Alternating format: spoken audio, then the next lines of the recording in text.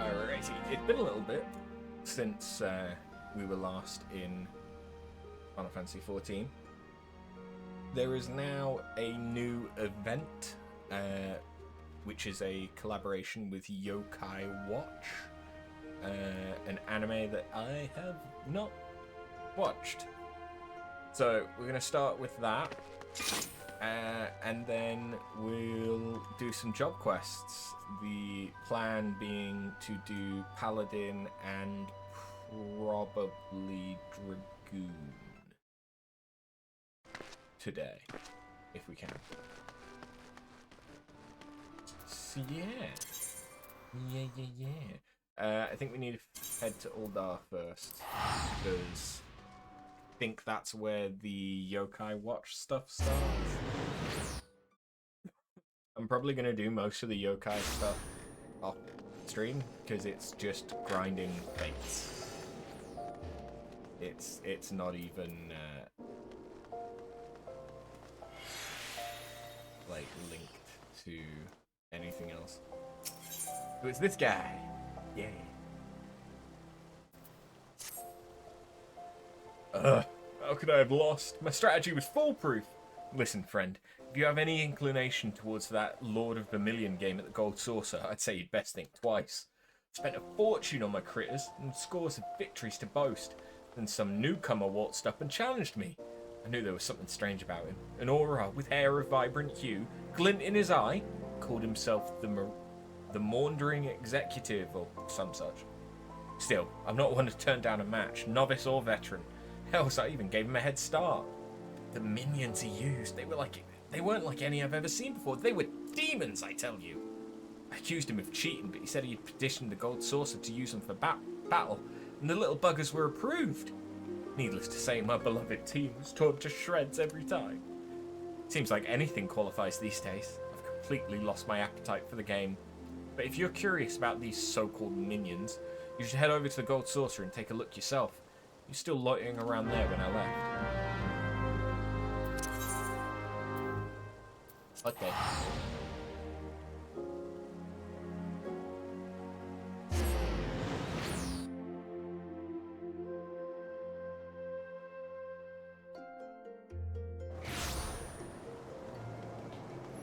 I don't think I mentioned it when I actually started the recording, but there's no webcam today because I've been feeling pretty shitty with toothache and headache and jaw ache and just all of the aches. Just all of the aches. Poopy butts. And the lights that I use for the green screen would just make me worse.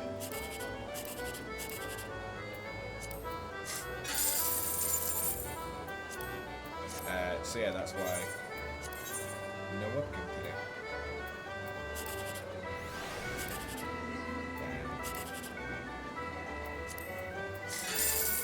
Oh, nice.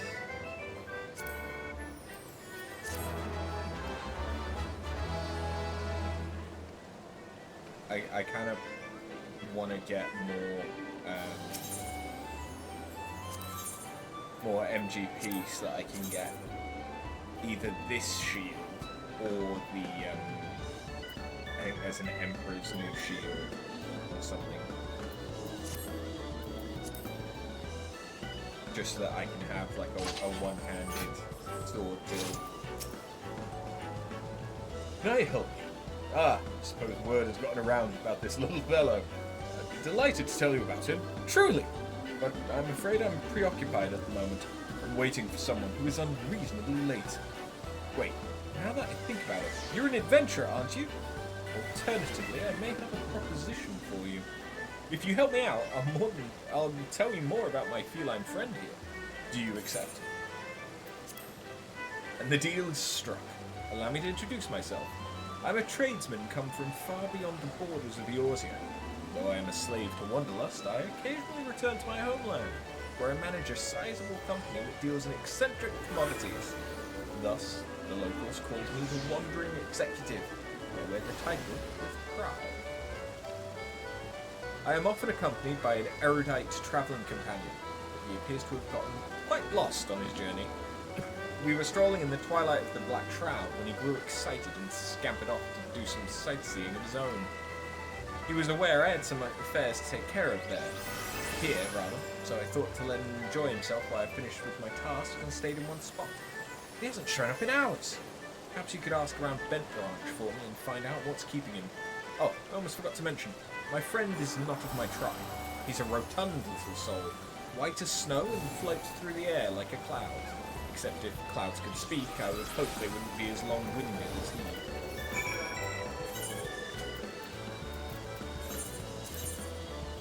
Okay. I have been doing a little bit of progress for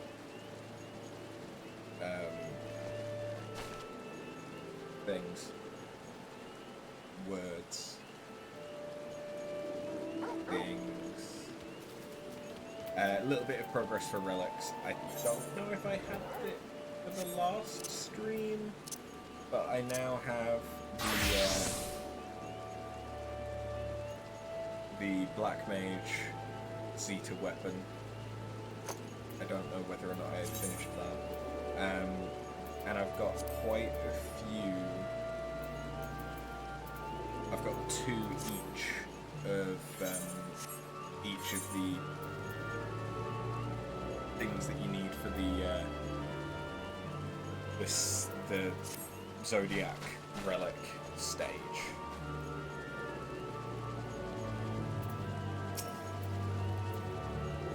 It sounds like a Moogle, sure enough. Quiet as a mouse when they're hiding, but once they reveal themselves, they never stop chattering. The one I saw a few nights ago was hundreds of yards away, and I could still hear his voice. I was peering off into the distance between the boughs of the trees when I sighted a well-dressed Aurora traveller with fiery violet hair and a Moogle flying beside him. Strange sight, if I do say so myself. I've been working on the Scholar relic now. Not that I particularly care about it, but just to progress it. But I'm still on the books. I haven't seen anything like that, but it seems too coincidental that there was talk in Gridania recently about an unnatural being that was disturbing the elementals. The Pajals were saying they've never seen a spirit like it, and feared it would taint the Twelveswood. Seedseer O. Apesi himself sealed it away near the Guardian Tree. I am struggling to speak today. Lovely. Round, white, and floats through the air. Are you sure it's a person? Because I'd say you're searching for one of them Moogles. In any case, you'd be out of luck since they only appear when they want to be seen.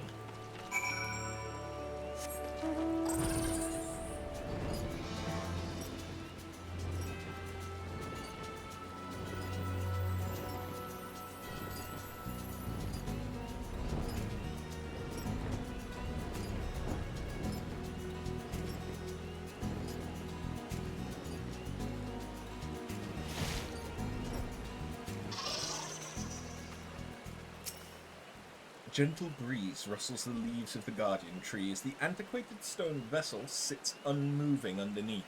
Nevertheless, you cannot help but feel a shiver up your spine.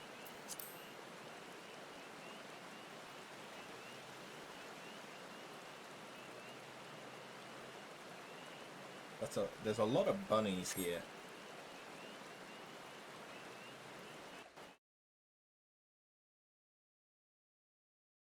Oh, I can't open it.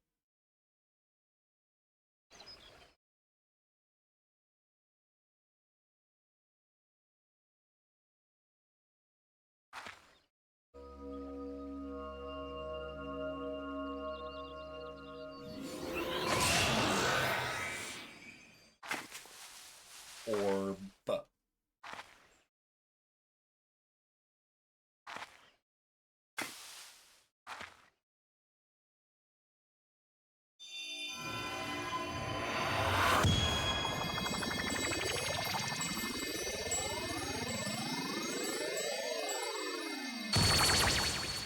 It was a Pokeball. Ah, you have freed me! Much appreciated indeed. But where are my manners? Whisper, at your service. I am a yokai, a supernatural being. I know. You're wondering why I was in that spooky stone capsule. I was floating along, taking in the scenery, when night fell and I lost sight of the path. I wandered until I came across a small boy and asked him how to return to Bent Branch. But that self-righteous horned child declared me an unnatural presence in the forest and locked me away. Oh, I was so horribly cramped. Why would he do such a thing to an innocent visitor of this land? I never said I was an evil supernatural being. I was defenseless, I tell you. Utterly defenseless, unwary, vulnerable. Anyway, I happen to come from a tribe of yokai who know how to reward their liberators properly, and therefore I have a gift to bestow upon you, my new corporeal friend. Here.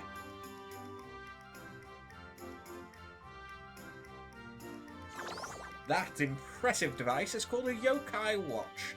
It will allow you to encounter other supernatural beings like myself.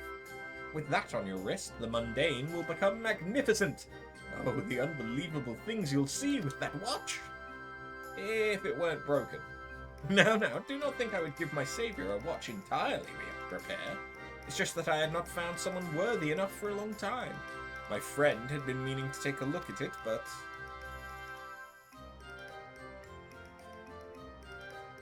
Yes, that's him all right. He sent you to rescue me. Splendid, splendid. So he was waiting for me at the Gold Saucer, was he? Had I not gotten lost and put in my precarious position, I surely would have set off for the desert at once. Let us depart without delay. If you give the watch to him when we arrive, I am sure he will repair it for you, and then it will allow you to encounter unbelievable beings like myself.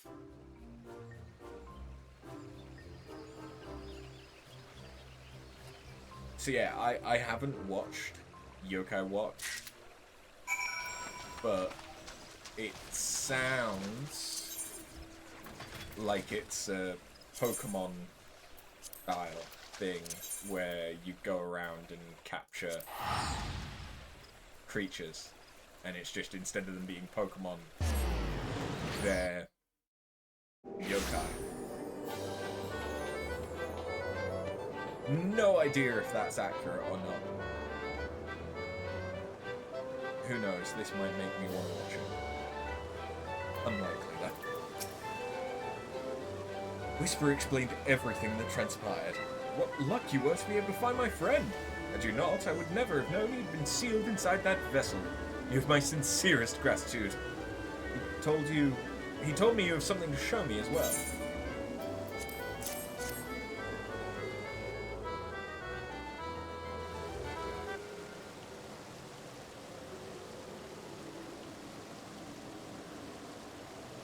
Ah, I see. So he decided to give you the yokai watch. Broken yokai watch, rather. However, there's no need to worry. Whatever my spirited companion did to it appears to be completely repairable. Wait a moment while I get out my tools.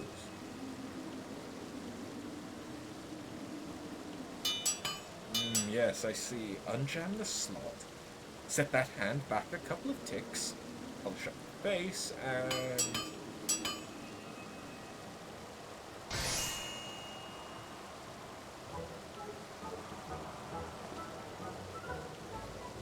Success! Your watch is now in excellent shape. Go on, take it. And a bargain is a bargain. You wish to know more about my mysterious minions, yes? I'm certain Whisper mentioned the yokai to you. I brought a handful of these supernatural beings with me from my homeland. Like Whisper, this feisty feline is also a yokai, but from a different tribe. Some yokai grow to be quite friendly once you get to know you. Other ones, however, are mischievous, and to blame for otherwise inexplicable happenings. If you wish, I can introduce you to the more affable ones I've brought. Should the yokai warm up to you, they become stalwart allies who you can summon to fight at your command. Well, at the Gold Saucer anyway. But there is a slight caveat. I cannot accept Eorzean currency for my services. I deal primarily in yokai medals. I'm feeling generous since you helped me retrieve Whisper. So I'll give you one for free. To obtain more, well, that's where your yokai watch will come in handy. Should you chance upon certain fateful happenings, Put the watch on your wrist and you shall be rewarded for your meritorious deeds. In addition to the yokai, I also brought other wares which may interest an adventurer like you. Exotic weapons, specially designed by the fine artisans of my company. We accept legendary medals as payment for these weapons. Here, should our weapons suit your taste, this yokai medallion will prove useful in explaining where you can obtain the necessary legendary medals for each weapon. Bit of an inconvenience, I know. I'd be a terrible businessman if I simply gave all our wares away for free. Whisper's long-windedness is starting to rub off on me. Feel free to speak with me about the yokai or the weapons at your leisure. I still have a few loose ends to tie up here at the Gold Saucer, so trust that I won't be wandering for a while. Oh, my real name is Nohi. Yes, Nohi. Glad to finally make your acquaintance. Yokai medals are a symbol of entering a sacred bond. More than a friendship, more than a marriage. With the yokai watch, you'll be able to gain those medals. I told you that I'd allow you to encounter unbelievable beings, didn't I? That is not the voice that I used for him last time, but fuck it.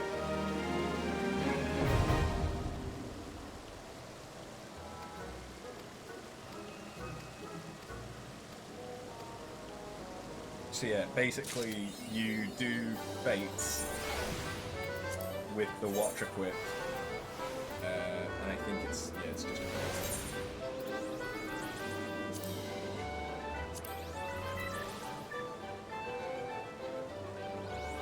but it doesn't show up. Does it? I don't think I see it. Which is interesting. But yeah, and then you gain medals that you can trade with him.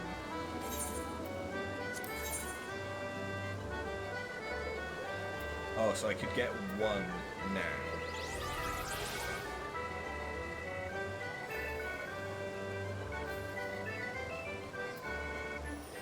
QB?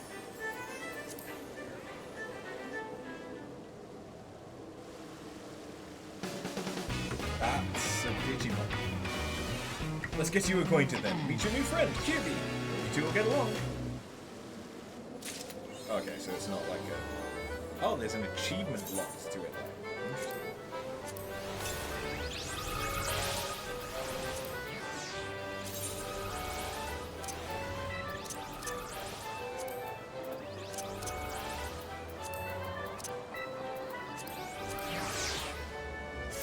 Oh, and I can open the medallion. Right, so as I gain... Boom. Alright. And then it tells me where to go. So these legendary fates are in Western Panland, the Central Shroud, and Lower Lenosha. Okay. So if I was to do fates in these zones, whilst having this minion out, there's a chance of getting the legendary so long as I've got the watch equipped. I think so long as you get a silver or a gold, you're guaranteed to get a medallion for each one that you do. So that's not too bad. But I'll probably grind that off stream. Potentially whilst I'm also doing the fates for the different books, because yeah.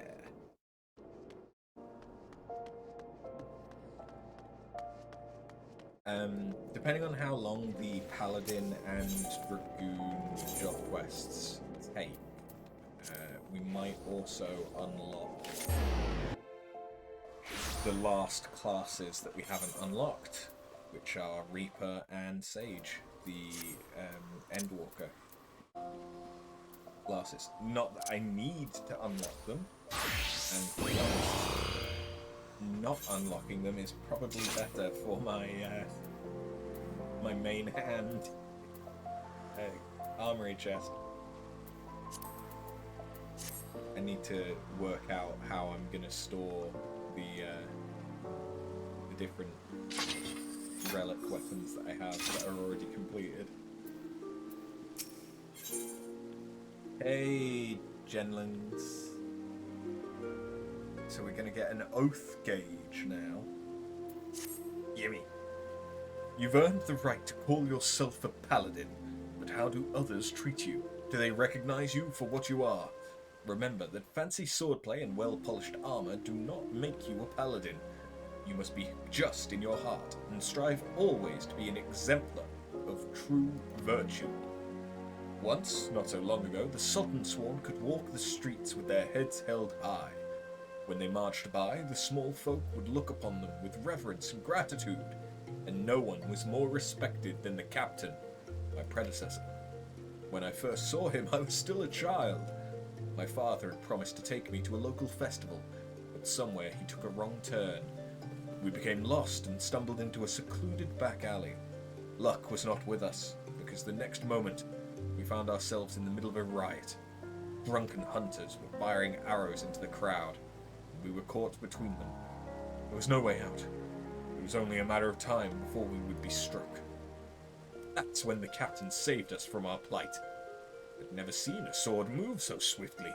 It flashed faster than my eyes could follow, and in seconds the hunters were on the ground or fleeing for their lives. The captain was gone down the street, slicing at their heels, before my father had time to thank him. Even today I can see the captain as he was then, blood on his sword, armor impossibly bright in the sun. After that, all I ever wanted to be was a paladin. I would practice endlessly with my sword, dreaming of bandits defeated and monsters slain. Even after I became one of the Sultan Sworn, the memory of the captain still inspired me. I was always the first to arrive in the training yard and the last to leave.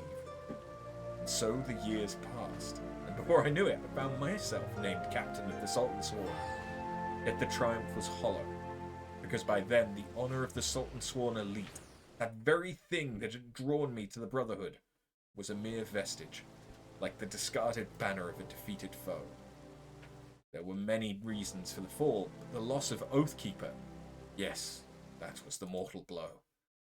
The sword Oathkeeper was bestowed upon the first captain of the Sultan Sworn by the then Sultan of Uldar. In time it became our standard, the symbol of the oaths we had sworn, and it was treasured by each new captain for generations.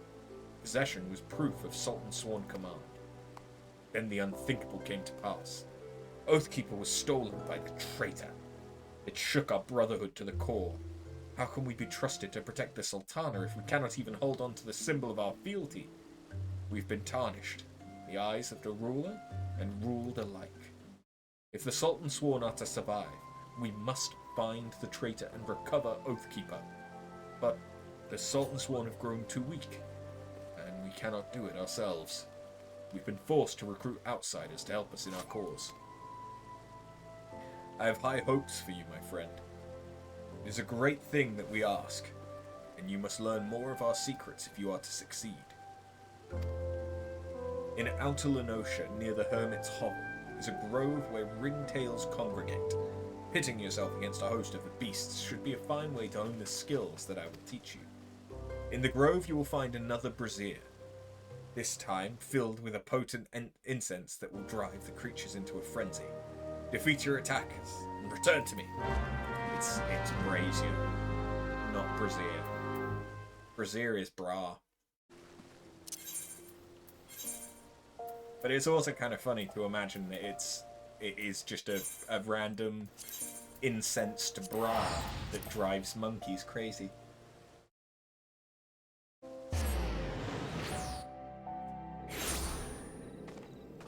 Who knows, maybe that's just getting a little bit too socio-political.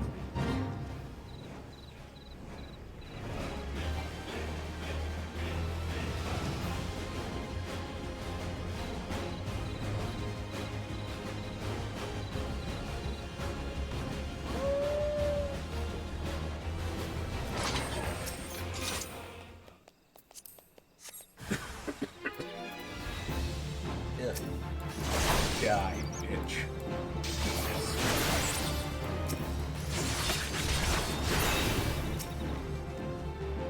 Is that? No, that wasn't.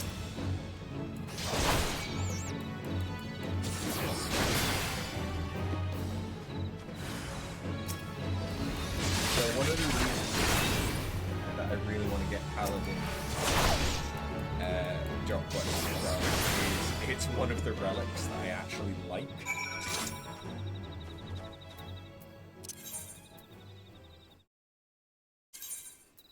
For the Zodiac relics. And also just having another tank that is able to do higher level dungeons for roulettes and stuff would be kind of nice.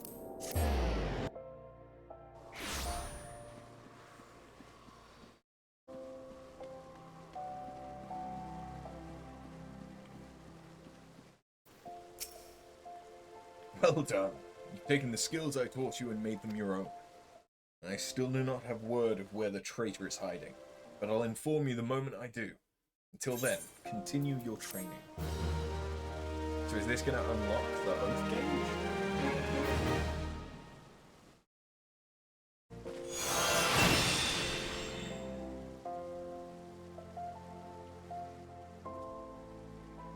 Yes, it is.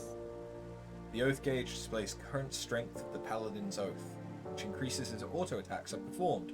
A strong oath is required to execute several select actions such as Sheltron, Cover, and Intervention, and will grow weaker upon using them. Okay.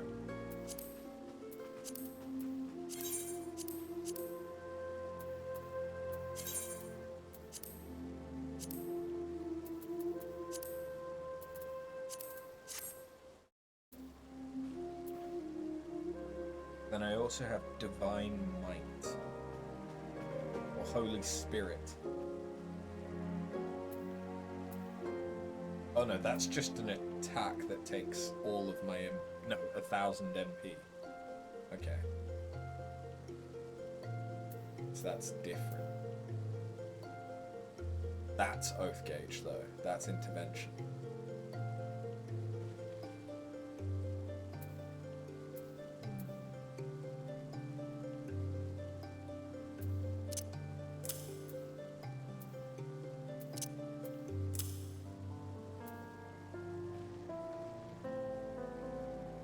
Okay. So the Paladin can also give mitigations to other people. Interesting.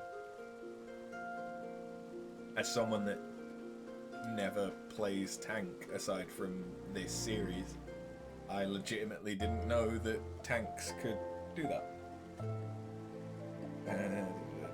So is that a 4 hit to my combo? Welcome, Paladin. You should know that word of your deeds has reached me. You are those who follow the true Paladin path without misstep. But you are one of them. I'm proud to call you sister. You've kept the faith, and in return I must have faith in you. It is time that you knew the truth. Though it is hard to share, for it is a shame I would rather keep hidden from outsiders. Perhaps you remember when I told you of the traitor and the sword Oathkeeper that he stole. His name is Solxagil? Solxagil. And he was my predecessor as captain of the Sultan Sworn Elite. Yes, he was the same man whom I admired as a child, who inspired me to take up the sword and follow the way of the Paladin. He was the paragon of paladins. Until, that is, he changed. Some years ago now, there was a struggle for influence between the Sultanate military and a faction within the syndicate known as the Monetarists. The latter emerged triumphant, and the army's authority was diminished dramatically. Although Solxagil was still captain of the Sultan Sworn Elite, he knew his position was perilous, so he fled, taking Oathkeeper with him. In doing so, he went against the words that he had spoken on bended knee before his royal liege. Now it falls to me as captain to restore the honour and the name of the Sultan Sworn. If that means cutting down my former mentor and master, I would do it gladly, for his misdeed cannot be forgiven. But his death will not lift the stain that mars our name.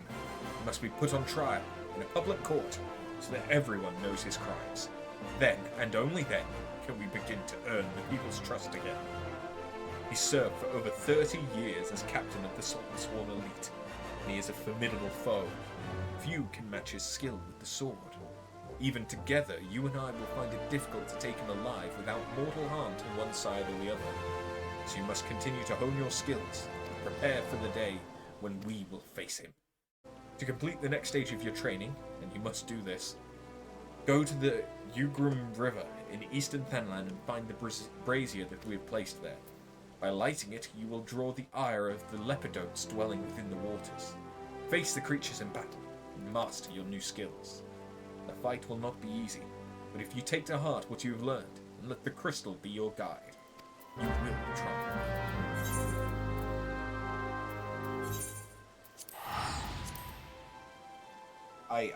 I read brazier and I just think brazier.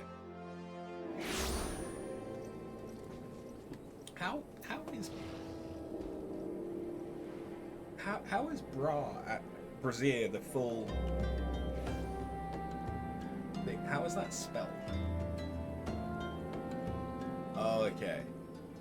That's very clearly French and has S's and not a Z. Phonetically, they just seem very similar.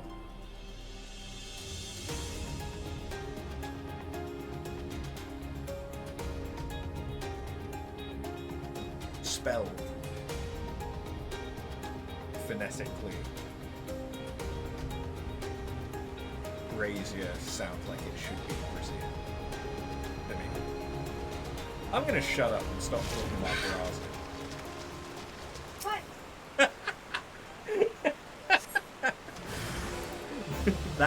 That's the point that you chime in.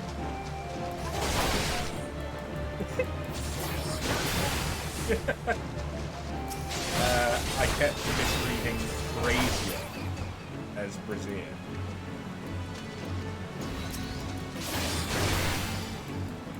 I will accept that distinguished behavior.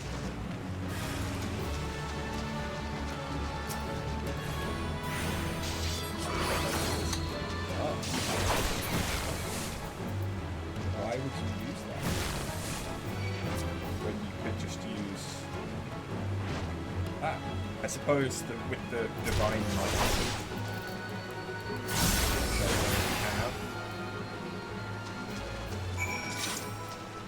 it does do considerably more damage than any of the other stuff that I have. Or at least it has a higher potency than anything else.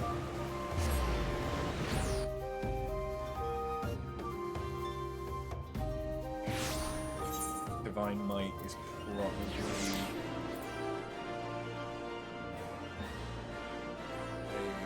oh no, perhaps not.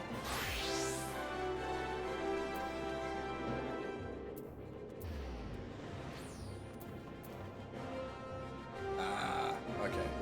Grants Divine Might.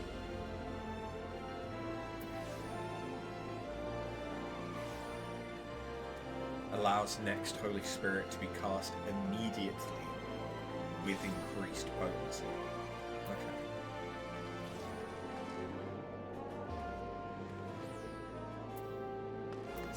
Fair enough. Then that definitely makes sense when I would use it once I have that. But I've just finished A Realm Reborn. So it's going to be a while before we get any. That's either end of Heaven's Ward or very beginning of Stormland. Good.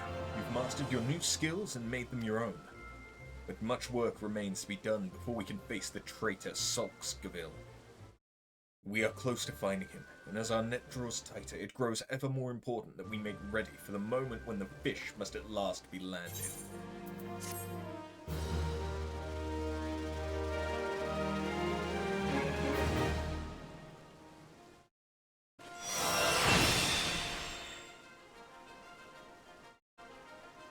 So, actually, is Prominence, is that a combo with...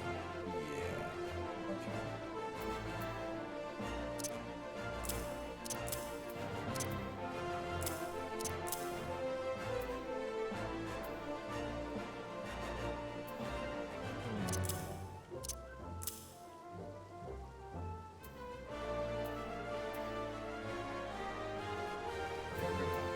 Okay, 45.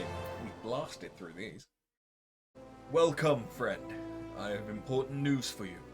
In my search for the traitor, I have been looking through old records and discovered something chilling.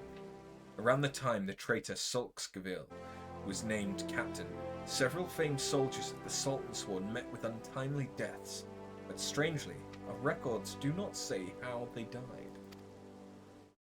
Curious, I begged a favour of an old friend and received permission to inspect medical records kept by Frontistery. I discovered that the soldiers died in various ways, some in combat, some suddenly at night in the barracks. In nearly every case there were signs that poison had played a role in their demise. Yes, poison, careful, invisibly administered. The more I read, the more I saw the dark hand of death's embrace at work. Assassins in the pay and service of the monetarists. A society so secretive that few believe it truly exists. But no matter how skilled and devious the assassins, they should not have been able to kill so many of the Sultan Sworn elite without being discovered. Not, that is, without help from within our own ranks. So I asked myself, who had the most to gain from their deaths? One by one, the former captain, his trusted aides, the most capable of the Sultan Sworn who might have become future commanders, all of them slain by an invisible hand. And with their deaths, the way was open for Solskjaer to become the Sultan Sworn's youngest captain in a century. The monetarists were plotting to kill the best and bravest of the Sultan Sworn, to purge its ranks of greatness and innovate it so that it could no longer carry out its duty, to serve as sword and shield of the Sultanate. Which begs the question, how did Solskjaer remain captain for 30 long years? How did he avoid the poisonous kiss when men better than him had succumbed? There can be only one explanation. He was the monetarist's catpaw, the turncoat in our midst. Needless to say, I am more determined to track him down than ever before. While I continue my investigation, I have a trial for you. I want you to seek the gallant armor, the legendary raiments worn by generations of the finest soldiers of the Sultan Sworn. In accordance with Sultan Sworn tradition, the set that would be yours has been scattered across southern Fanland. Each piece has been locked within a coffer, which will be guarded by 2 men. You must best the Sultan Sworn themselves if you are to claim their armor. So in order to become a Sultan Sworn, I need to beat the previous Sultan Sworn. Would that not just mean that they keep getting stronger and stronger? Or I suppose you could just end up with no one becoming new Sultan Sworn because the ones that you have are so powerful.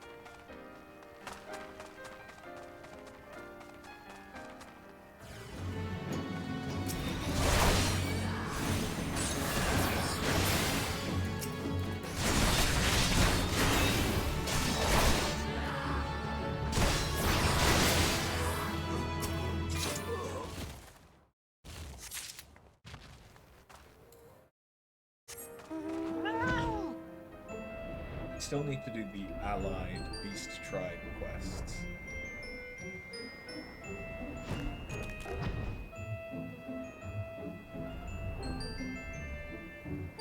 Running past the Amalgea just reminded me.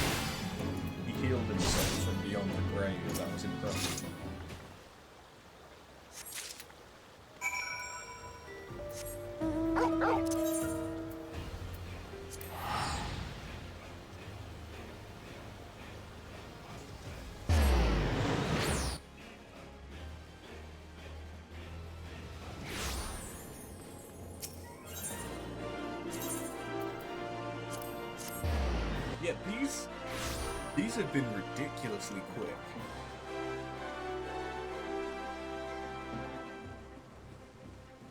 I'm assuming that there's going to be a stage 2, or the level 50 quests are going to be long. Good. The armor is yours now. You've learned your lessons well and honed your skills. Now you are ready to face Solxagil, the traitor. Yes, the time has come. We've discovered his hiding place and made contact through emissaries. We are negotiating the return of Oathkeeper. Secrecy is crucial, as is preparation. Leave only when you are ready. Okay, yeah, because this is not fast. Recovery of Oathkeeper will be the first step in restoring the honor of the Sultan Sworn.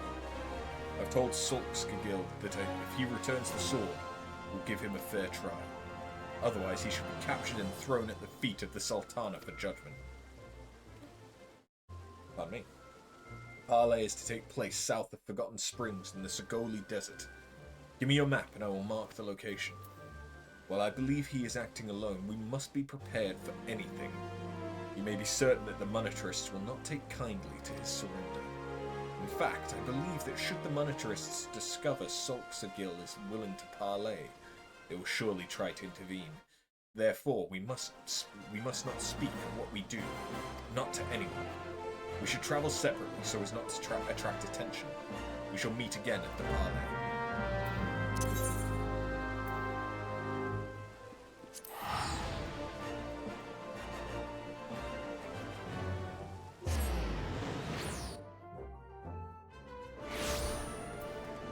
She had me kill some monkeys and some fish.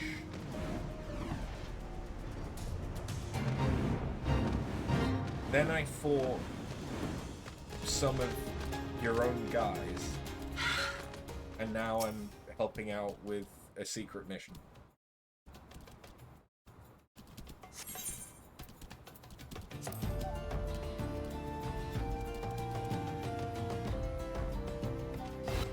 Fair enough.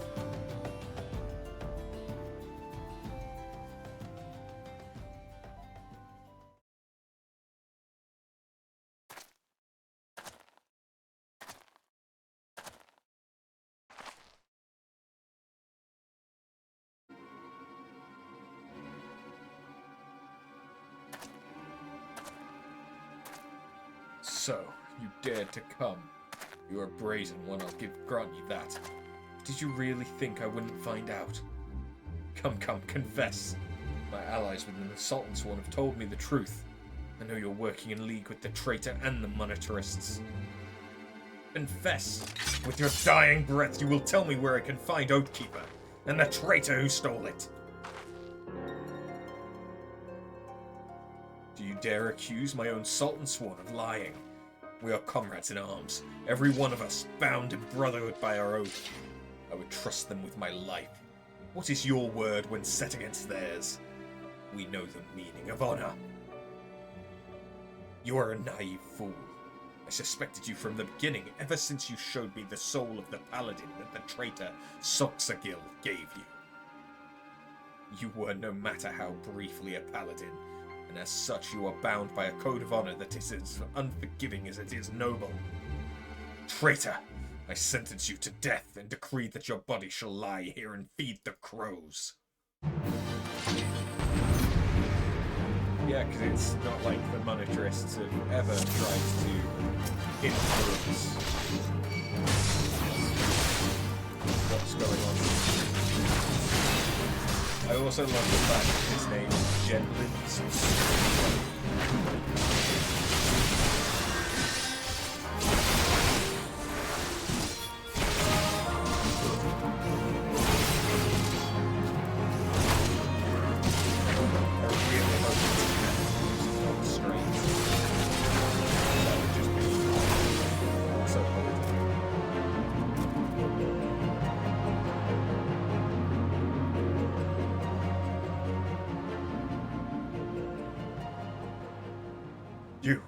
You cannot do this. I am the greater swordsman, your superior in every way.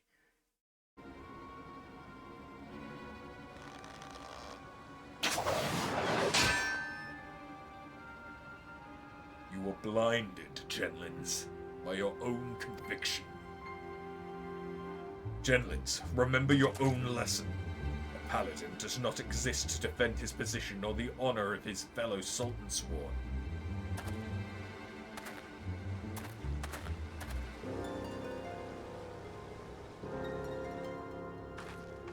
Those men were assassins in service to the monetarists. The moment you outlived your usefulness, you were to be killed. You and this free paladin of yours. Liar! You are their agent. You betrayed us for them. You were always naive, gentlins. Too willing to trust your fellow man. It's one of your virtues, but you have a deplorable habit of turning your virtues into vices. Think. The information you uncovered. How did you come by it? Did it fall into your lap as if, oh, I don't know, someone was feeding it to you for their own purposes? You and the paladins under your command are the monetarists' lapdogs. Gentlins have been led a merry dance and followed their lead at every step. Then you were never a traitor. You were innocent. I have wronged you.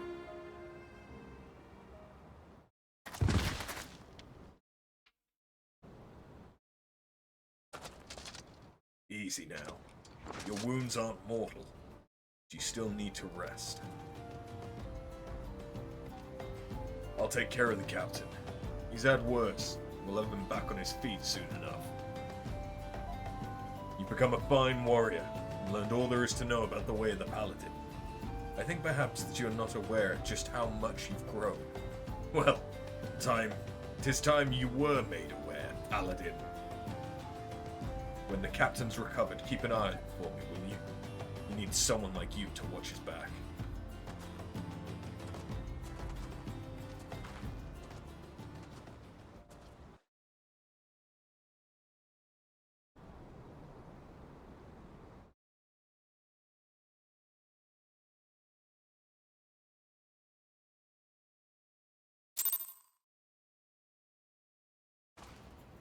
Okay. So now I'm going to get cover. How's that going to work?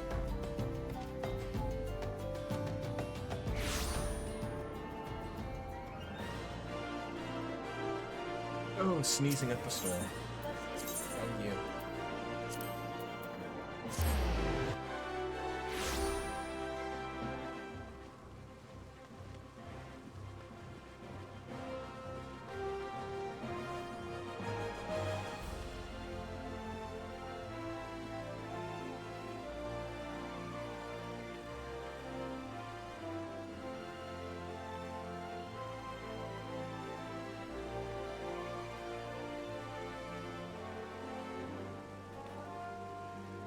I just grabbed the tissue to blow my nose, but it didn't want to come out of the tissue box, so I only got half a tissue. That took a little longer than expected. Paladin, I've done you a great wrong. I allowed myself to be hoodwinked, accused you of treason, and even turned my sword against you. I hope that you can find it in your heart to forgive me. As for me, yes, I am recovered from my wounds, at least those that will heal. But far more important than that, Sulksagil is innocent after all. He was never a traitor, and the dream that I followed in my youth was not a lie. I remain captain of the elite, though a poor substitute for my predecessor. I am now working on a plan to strike back at the monetarists and restore the Sultan Sworn to its former strength. No, do not be afraid for me. We've unmasked the foe, and he cannot hide behind his deceptions anymore. The assassins won't find it easy to reach me. For now, I'll bide my time, marshal my strength, and when the time is right, strike hard at our enemies.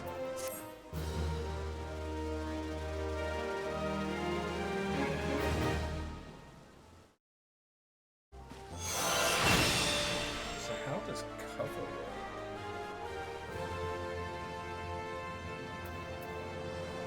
Oh, okay, so it's oath gauge. Take all damage intended for another party member as long as said party member remains within 10 yards.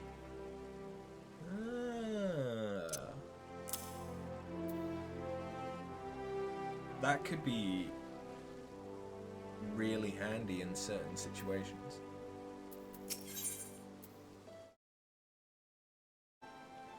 And then this is when I get Hallowed Ground, which is the invuln. Okay.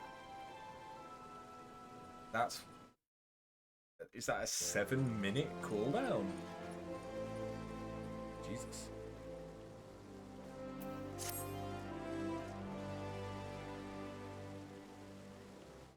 Welcome, Paladin. I'd hoped to see you before I left.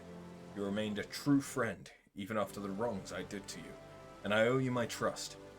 So I will tell you everything I have learned.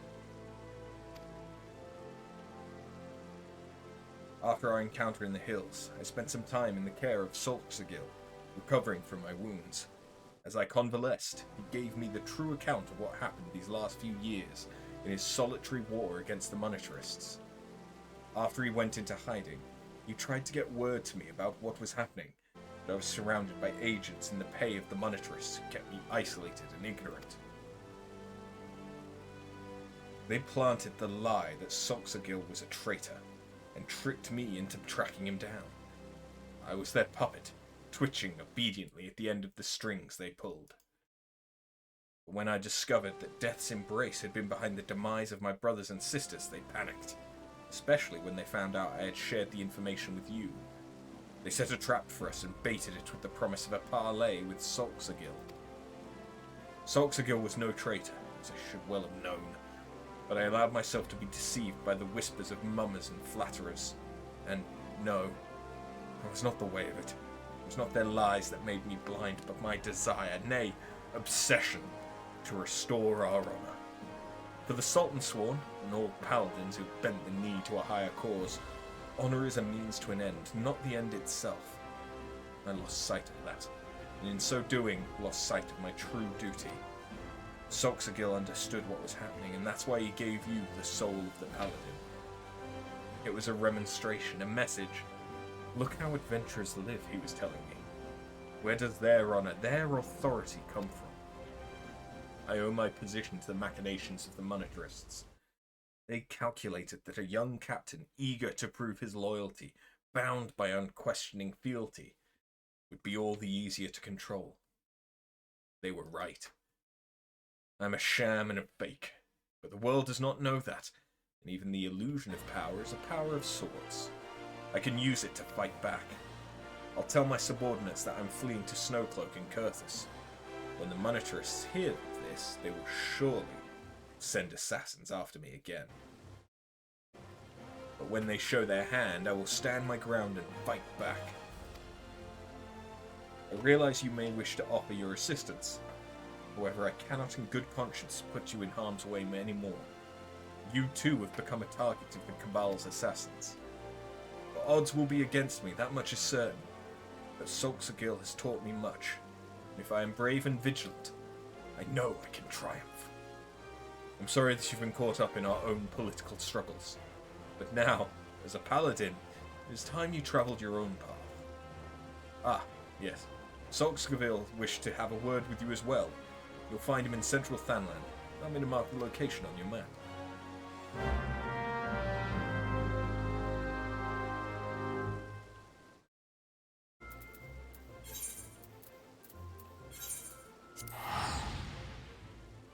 I'm going to be disappointed if this ends without us restoring Solxagil. Also, Rogadin names can be fucking hard to try and pronounce. Didn't I do a gladiator quest in here?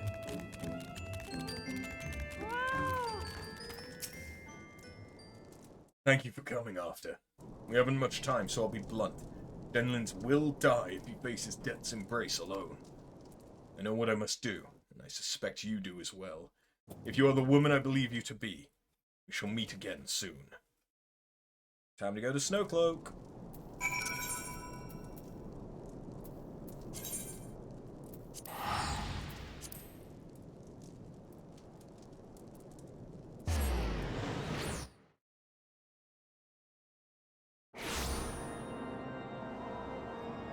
I just realised a time that cover would be really helpful when doing those escort leave quests.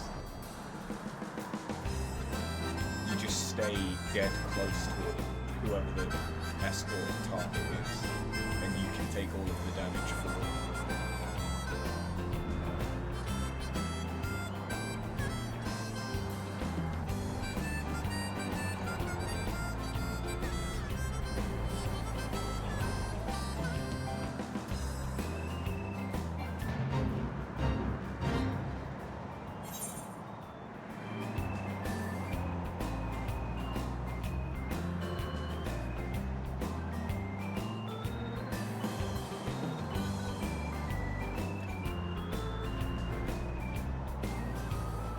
I look forward to when we've unlocked some of the Heavensward areas.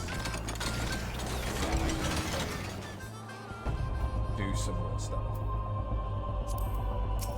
Although, thinking back, how are we doing for the Barker? We're not doing well for Chocobo experience at all.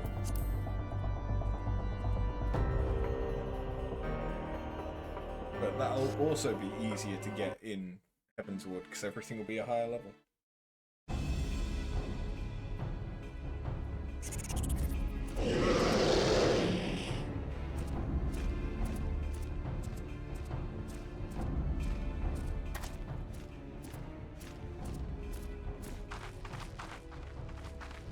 You as well.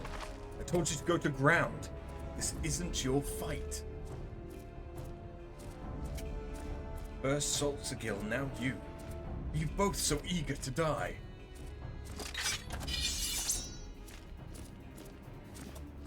You forget that we are paladins. Wheresoever our duty leads us, we go, and do so of our own free will. To abide by one's own sense of justice is to embrace the paladin's creed. Sworn or unsworn, we are paladins true. And the only true oath we swear is the one we swear to ourselves.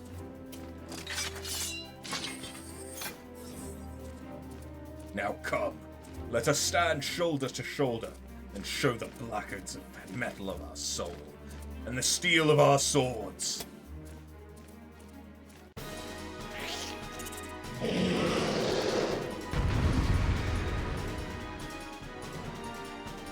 Fucking bring it.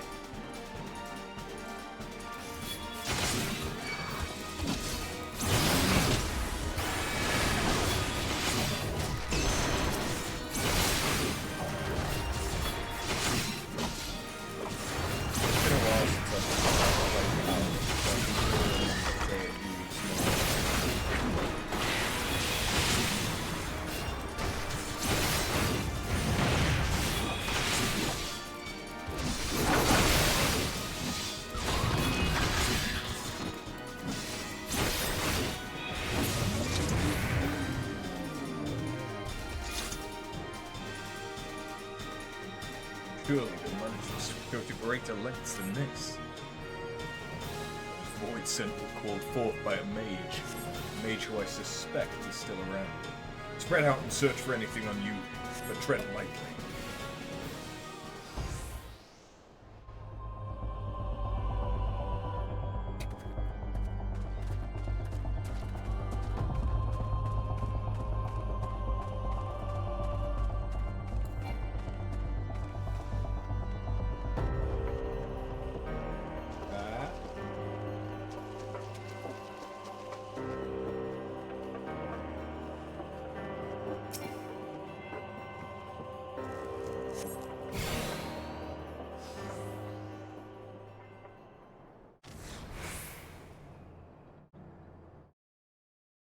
What sorcery is this? Likely the work of our mage. It pulses with a queer light.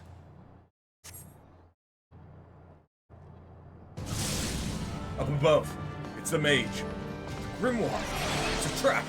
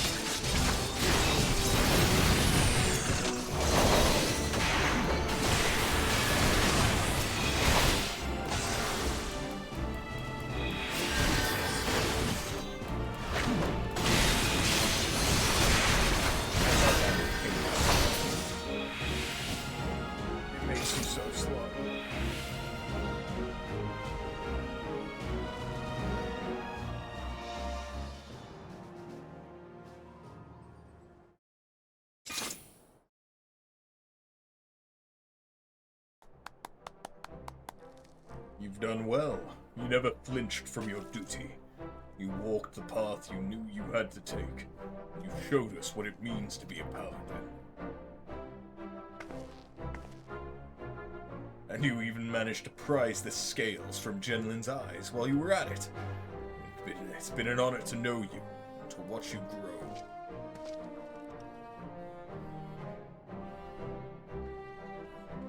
In any case, today's battle should blunt the monetarist's dagger, at least for a while.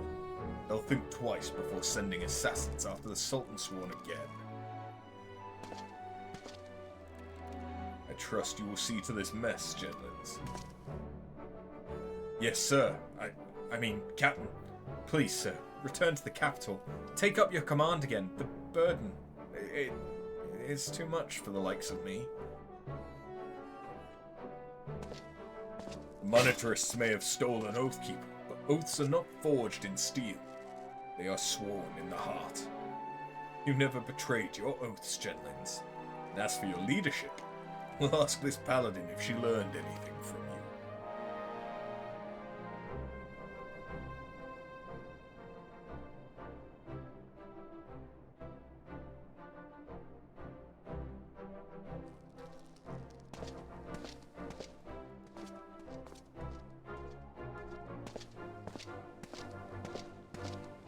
No matter what the circumstances, once a man has left the Sultan Sworn, he cannot return. No, I followed my own path, and on it I will stay.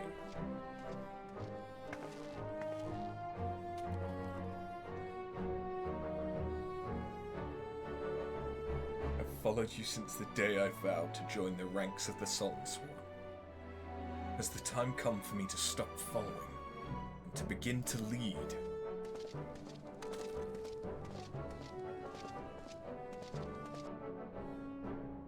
He's walking into a cliff. Okay, no, he turned. Thank you for coming. Once again, you've placed me in your debt. See me in the city when you return. I will have something for you.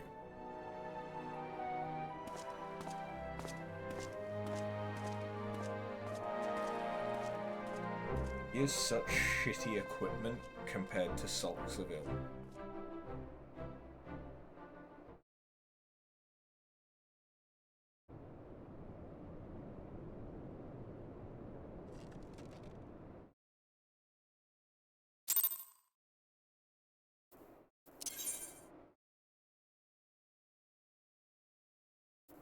Okay. Back.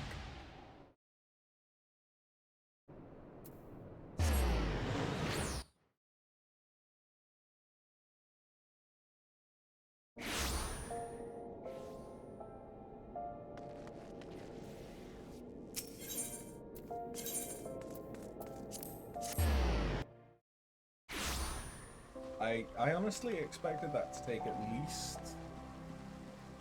half an hour more. That has been surprisingly quick. Paladin may even have been the shortest job quests we've done so far. Welcome, Paladin. These have been troubled times for the Sultan Sworn. You've served us loyally. You did what was just, followed the Paladin way, and defended the weak and needy. You are a true Oathkeeper. Honor and right were yours from the very beginning, and that is what made you strong. Strong enough to defeat me. The sword Oathkeeper is yet to be found, but I've come to realize that I do not need it. Nay, not to lead the Sultan Sworn, nor to restore our good name. The oaths we keep are in our hearts, not in hallowed blades. Sulk Sagil has left to wander the nations of Eorzea. He's a man of honor, and unless I am very much mistaken, he will continue to look for the sword that was gifted by our ruler centuries ago. I shall continue to serve Uldar as one of the Sultan Sworn. You shall defend the people of Eorzea as a free paladin. Our paths diverge now, but we shall forever be bound by the oaths we keep in our hearts. But listen to me. Noble words aren't much good to an adventurer who is to face monsters and menaces out in the real world. Fortunately, I have something that will serve you rather better. This sacred armor has been kept within the Sultan Sworn for many generations. It was given only to those Sultan Sworn who had, through feats of arms and deeds of great courage, earned the privilege to wear it. But something tells me that for the first time since it left the armorer's forge, this armor should go to someone who is not of the Sultan Sworn. If I allowed myself to be a slave to tradition, the paladin who deserves it the most would never wear it. Now, wouldn't that be a waste of fine plate? Just one thing. If anyone asks where you got it, you mustn't say it was me.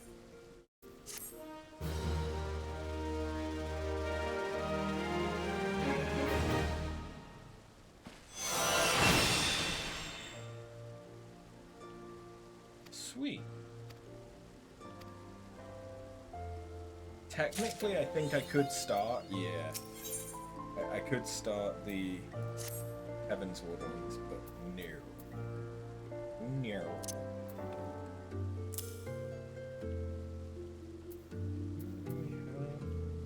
Easy, oh shit button.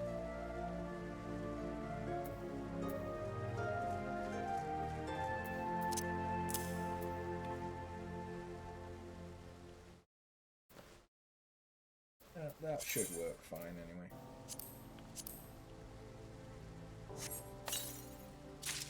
And now I have glams. Okay, so I'm now going to need to head to Gridania to do the Dragoon. And depending on how quick that is, we can definitely unlock Reaper and Sage.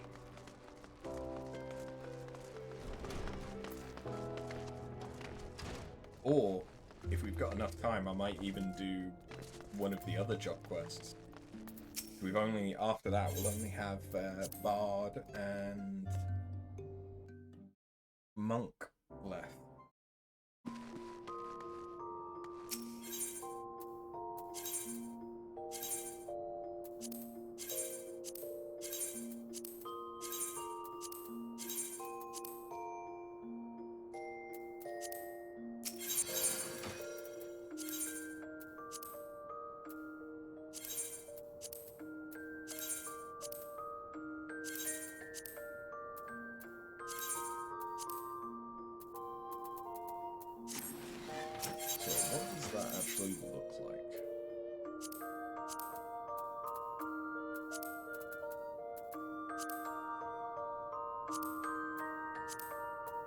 So we can actually see this helmet, which is nice.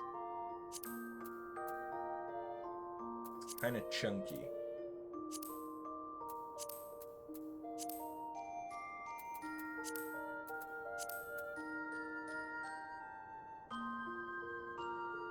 Honestly, that makes me look like I'm from Heavensward.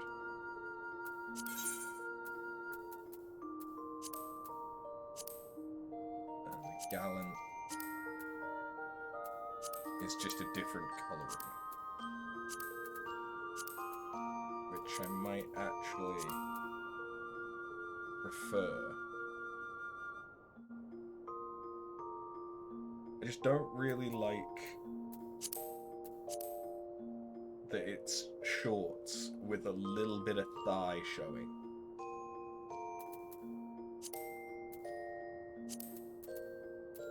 I think I'd rather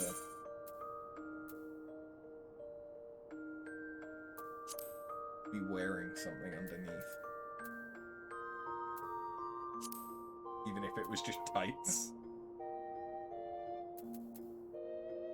I feel like that'll look less silly. But cool, anyway. It's one more job down and one more relic that I can start working on. Gridania.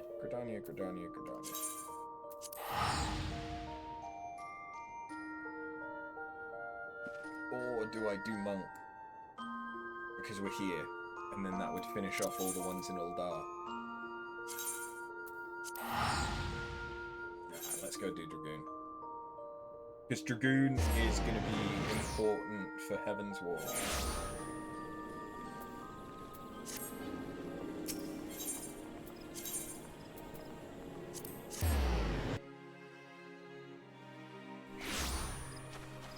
Or at least some of the characters that we come across.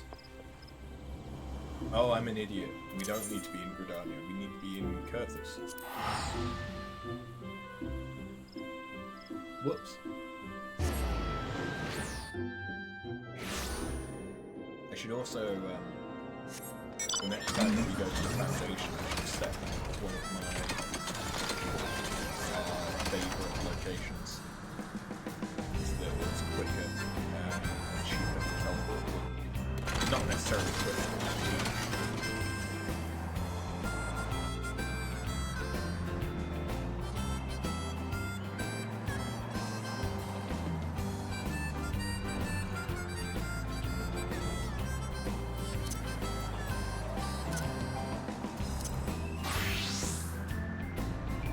That bar, that hot bar looks so empty.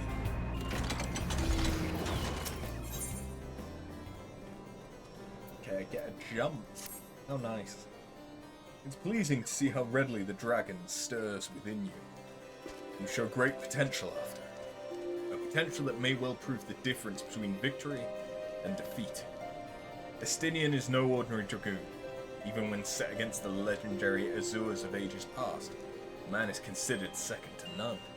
Such is his prowess, in fact, that the day he was chosen by the Eye, it was proclaimed that Haldrath the Dragon's Eye had been reborn. I mean not to disparage your skills, Arthur, but to pursue Estinian in your current state would be tantamount to suicide. As promised, I shall train you in the way of the Dragoon, that you might face Estinian as an equal. Before we commence, however, it's only fitting that you are edified regarding our origins. It all began a millennium past, when our forebears resided in the southern plains in humble circumstances.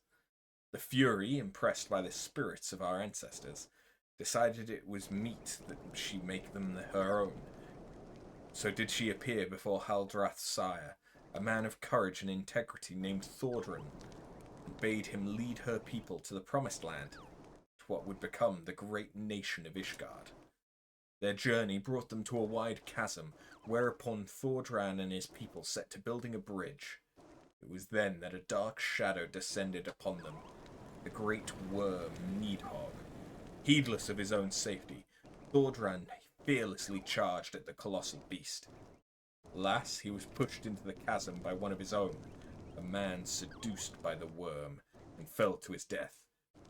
Taking up his slain sire's lance, Haldrath hurled himself at Needhog. Even as tears streamed down his face.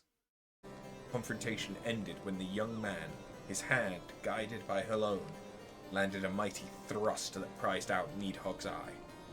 With a terrible roar of pain, the great worm took wing and fled, while jubilation reigned below.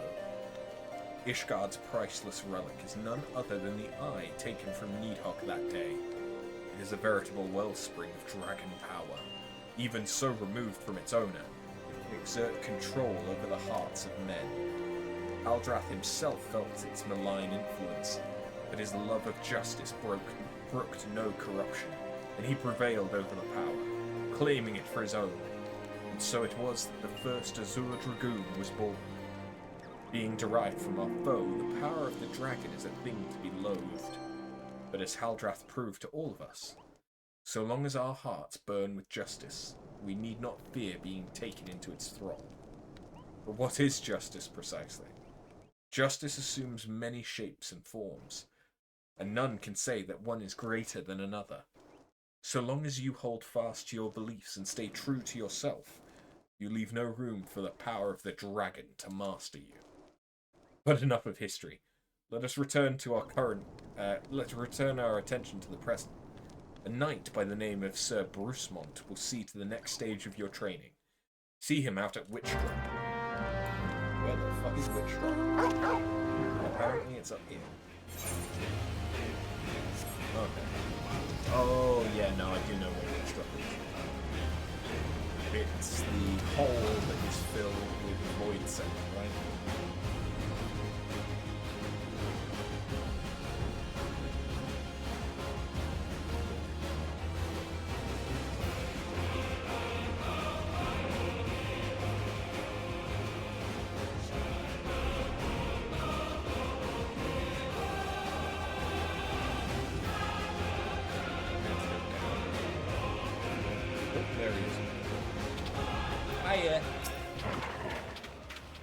So the adventurer seeks to become a dragoon. Sir Alberic speaks of legends and chosen ones, but I would see you prove yourself in a more practical fashion. With your lance, defend yourself. You have a trained dragon. Is that not a conflict of interest? It took 3 hits. You have some skill, I will give you that. And the glow of your soul crystal. Perhaps Sir Alberic was not wrong about you.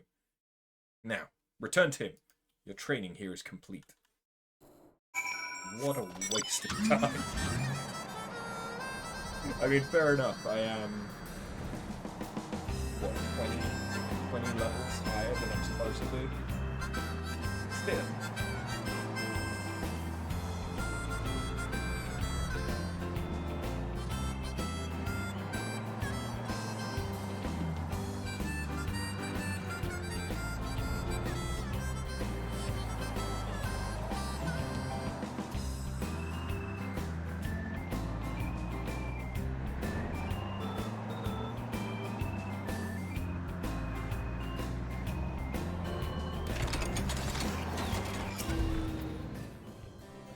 The soul of the dragon grows ever stronger within you, Arthur. Clearly your trial was a rousing success. I need only observe your crystal to know as much. Yes, though you have only just begun to walk the path of the dragoon, it is clear you possess the talent to become Estinian's equal. Go forth and make the powers you have obtained your own. When the time is right, we shall proceed with your training.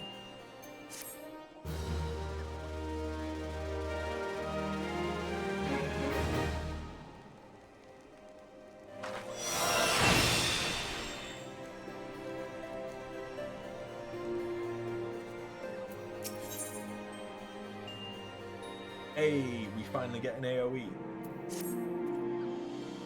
You grow ever stronger. I speak of more than just the flesh. Aye, you are slowly but surely realizing your potential as an Azure Dragoon. It's heartening to look upon, though I must confess that my presiding feeling is one of relief. You must understand, the mere thought that the Eye would choose an outsider, one who ill comprehends the threat posed by the dragons, filled me with the gravest of misgivings. Yet you have... but I shall say no more, lest flattery impede your improvement. Now, during our last lesson I enlightened you regarding the origins of dragoons. You'll recall how Haldrath heroically triumphed over the great worm Needhog, and Ishgard came into possession of the Eye. Bless you! That turned up on the mic. Oh no! What, the sneeze or or the both? All of the above.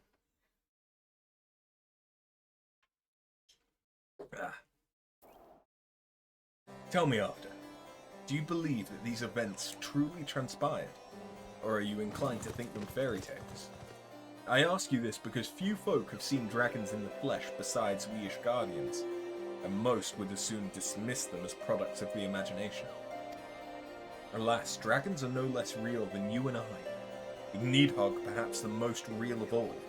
In the course of its history, Ishgard has suffered the creature's wrath on 8 separate occasions. Each time the great worm rouses, the blood of countless Ishgardians is spilled. Let us revisit the past once more, Arthur. The time is 20 summers past, and the place is Dravania.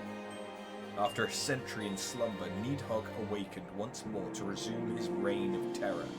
Entire villages were razed to the ground, their inhabitants reduced to smouldering ash. Sensing the great worm's unbridled rage, others of his kind began to rouse, and in such numbers as to blot out the sun with their wings. A deep, foreboding darkness swept over Ishgard. Raging infernos painted the belly of the sky an angry red. The agonized screams of innocence faded into deathly silence. In my station as the Azure Dragoon, I was there through it all, bore witness to all the horrors. There was no time to offer even a silent prayer. Needhog lingered in one place only long enough to lay it to waste, and then he took wing. So too did I pursue him, a man possessed. This game of cat and mouse continued for what seemed an eternity before I found myself face to face with the Great Worm. The battle unfolded in a tiny settlement on the edge of Kurthis, raging on for 3 days and 3 nights with neither side able to gain a decisive advantage. Remaining on my feet by sheer force of will, I realized that it must end now, else it wouldn't end well. Marshalling my last ounce of strength, I wagered all on a single thrust. My lance struck home, burying deep in the ruin of my opponent's empty eye socket. Yet before I could withdraw my weapon, the worm lashed out wildly in its agony, dealing a blow that left me sprawled upon the scorched earth. Nigh insensate? In that instant, I thought myself surely doomed. But Cologne was not finished with me. Having lost the taste for battle, Nidhogg let loose a blood-curdling roar before fleeing to the sky. The battle was over. While I did not perish from my injuries, it rendered my body unfit to bear the power of the dragon, and I was a Zur Dragoon no more. Lying bedridden, my thoughts wandered to all the innocent lives that had been lost, the people I had failed to protect. That last conflict with the dragons of Dravania left countless orphans in its wake. Estinian is one of them, the sole survivor of Ferndale, the final village to suffer Nidhogg's wrath. With none left to care for him, I did the only thing I could. I took Estinian as my own son, instructing him in the way of the dragoon when he was of an age to learn. Yet I would not have you think me noble. My actions were born not of compassion, but of guilt. My guilt at having failed him. But alas, I have also failed him as a father. For what manner of man did I bring him up to be? A thief who would endanger the life of every one of his countrymen? Aye, you heard me right. All of Ishgard may suffer for his crime. We know little and less of the minds of dragons. It is conceivable that the disturbance surrounding his stolen eye will rouse Nidhogg to awaken once more. That his kin have already stirred from their slumber serves as fair warning of that. Time is not on our side. Fortunately, it would seem that you are more than ready to embark on your next trial. Make your way to Witchdrop, where the knight Houston awaits your arrival. My nation is depending on you. Once again, Ishgardian names and shit fuck me up. Which is just to say French. French fucks me up.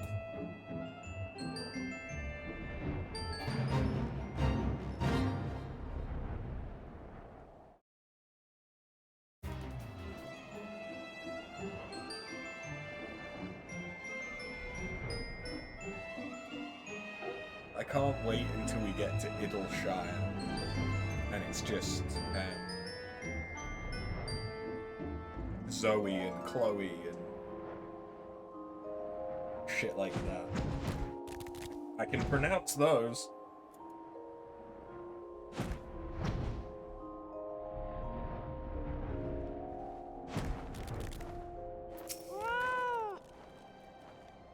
You're the one who would aspire to be a Zur Dragoon? Why, you are not even of Ishgard. If you truly possess the power that Sir Ulbricht sees in you, then prove it to me with your lance. On guard! Well, that's kind of a dick move, because I don't have an AoE.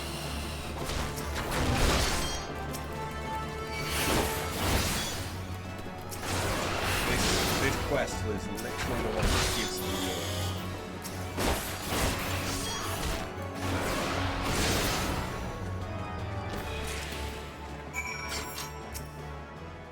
strength.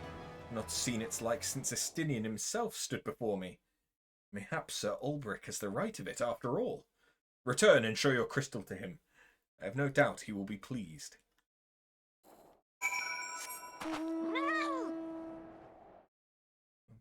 That was a piece of piss.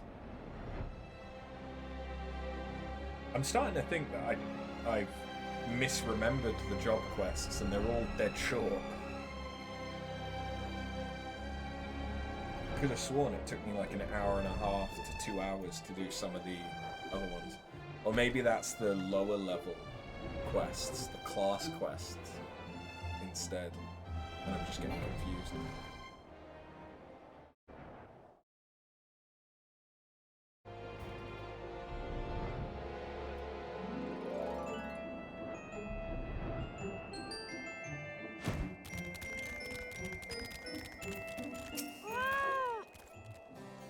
You've passed yet another trial with flying colours after. The day when you may stand before Estinian as an equal is not far off. And when that day comes, the Eye will choose you over the traitor. I have no doubt of this. But we must be patient still. For now, you must continue your training. When you can do no more on your own, seek me out once more.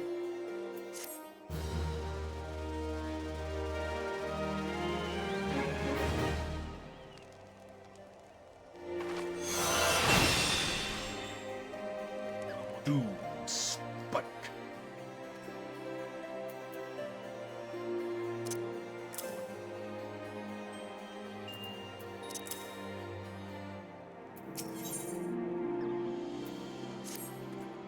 Impeccable timing after. A message arrived from Estinian but moments ago. Much to my astonishment, he would trade words with us and bids us meet him at Boulder Downs.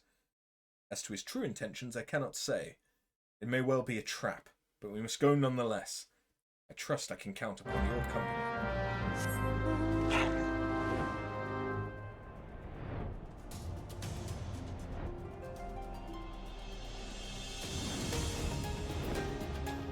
Probably remove this mount from my favorites rotation because it's just not impressive.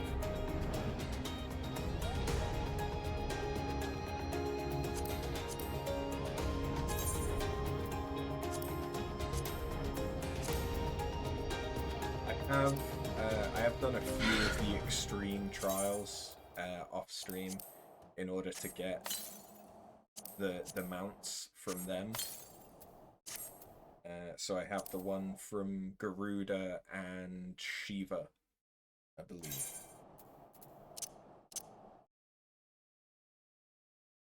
Yeah, Shiva.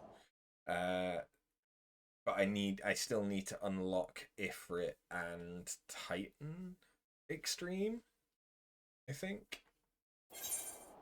Yeah, I do, because I've not turned in Gale Force Warning yet. And I need to get Leviathan's one, which I have. I have unlocked Leviathan Extreme. I've been lucky enough to get the mount from it yet. Because I want the Kiri mount, which is when you have all 5. Is it 5? Of the horses? I think so.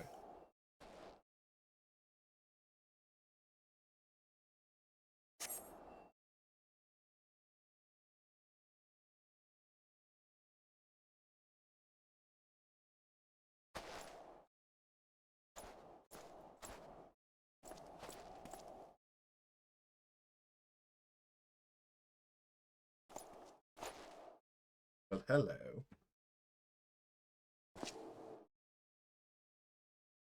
Greetings, Master. It has been too long. Estinian, end this folly at once. You must know that each second the Eye passes outside Ishgard's walls brings us closer to a repeat of the tragedy of 20 suns past.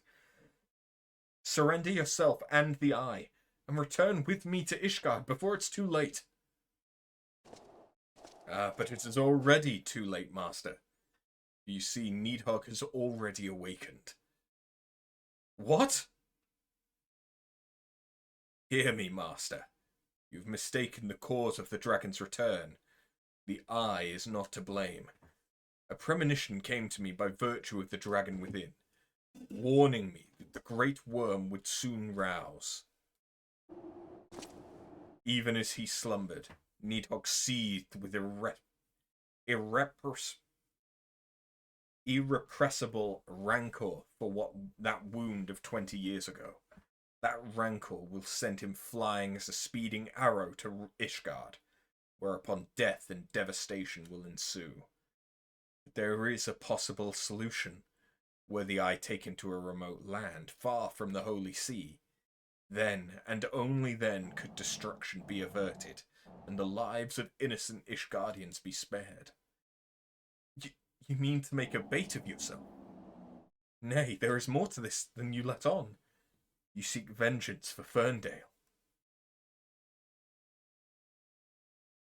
To me, the two are one and the same. You know my past better than any else. It's for no other reason than to avenge my family that I became a dragoon. Dragons long outlive men, and do not soon forget the wrongs done to them. What grudge they harbour burns as a fire in their hearts, over time swelling into an unquenchable inferno. You need only look back on history to see that Nidhogg grows stronger with each awakening. When last he darkened our skies, the great worm came within a hair's breadth of laying waste to Ishgard. Naught short of death will prevent him from completing his mission when next he wakes. Nidhogg took everything from me. Now I shall take everything from him, even if it means my life. The eye works in ways men can ill comprehend, but this much is plain. In choosing two Azure Dragoons in one generation, it means for us to join together in common cause. Adventurer, you have heard my resolution. Now I ask that you lend me your power. Aye, the power of the dragon. In the long and proud history of Ishgard, never before have two Azure Dragoons arisen in the same era to fight as one. This is our best, nay, our only, chance to send the great worm to eternal slumber. Behold my armor. This is the Draken mail, forged in the lifeblood of dragons. As blood calls to blood, so too does the armor call to the dragon within, redoubling the wearer's strength here thereby. If you would realize your potential as an Azure Dragoon, you must needs clad yourself in the same. Clad so, you will inherit the technique passed from Azure Dragoon to Azure Dragoon down through the generations. Then, and only then, will your training be complete. But first, you must win the Draken Mail as I and Sir Ulbricht did before you, by proving yourself worthy in the ultimate trial of the Azure, a series of battles so harrowing as to send the unworthy to an early demise. Master, once the adventurer acquires the armor, pray see to it that she learns to harness the power of the dragon in full. Estinian, wait! Save your worries. I do not mean to make myself easy prey for dragons. I take my leave of you.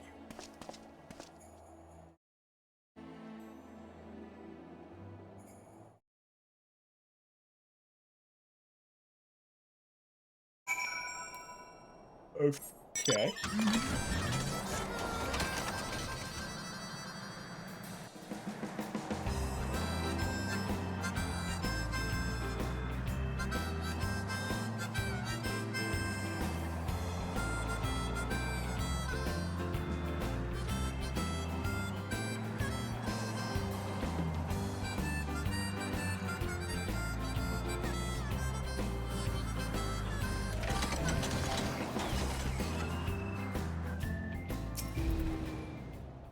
Estinian. Forgive me. I was deep in thought. Now then, as to acquiring the armour of which Estinian spoke. At first, it was my intention to bequeath mine own armour to you. I'm an Azure Dragoon no longer. Its powers are wasted on me. It'd be simple enough to hand it over to you and complete your training right here and now. But it is as Estinian said. The Draken armour is no ordinary set of mail. Its strength derives from the dragon blood whence it came, blood's power resonating with the soul of the wearer. Though I can no longer draw upon mine own armor's power, its bond to me was forged years ago. Were I to bestow it on you now, I fear it would offer but a scintilla of the protection it afforded me in those bygone days. Aye, Estinian has the right of it. You must claim your armor as he and I did before you. You must complete the trials of the Azure. The powers of dragon blood be yours and yours alone. The ogre's belly will be where your final test begins. I shall dispatch Sir Brucemont there. Seek him out upon your arrival. Who the what the where the fuck? Oh, okay.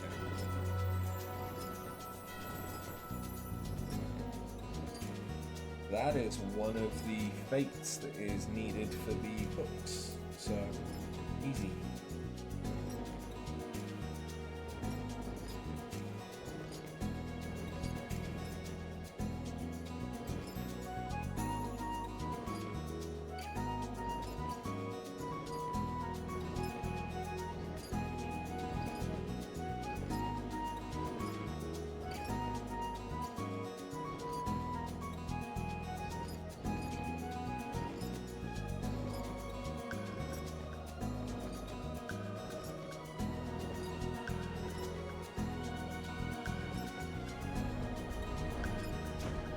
Okay, Bruce, where the fuck are you? There he is! You've grown strong since last we met, adventure, but you pale in comparison with your Azure forebears. If you would prove me wrong, let your lance do the talking.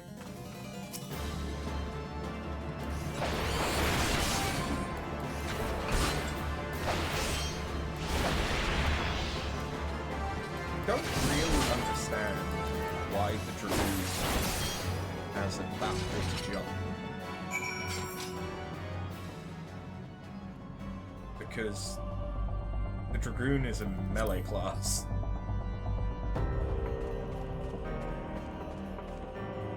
I suppose it could be to get out of AoEs quickly, but still, it just seems a little unnecessary, other than the fact that the Dragoon is the jumping class. It doesn't really make much sense with its moveset to have jumping abilities, because you need... If the jumping attack meant that you moved into its space, but it doesn't. It's like Assassinate, where you move from wherever you are, do the attack, and then you move back. So, it's a bit weird. Once again, adventurer, you prove yourself worthy beyond my expectations. Take this, but know that your trial has only just begun. Your next challenge lies in the chamber beyond, so Houston waits you there.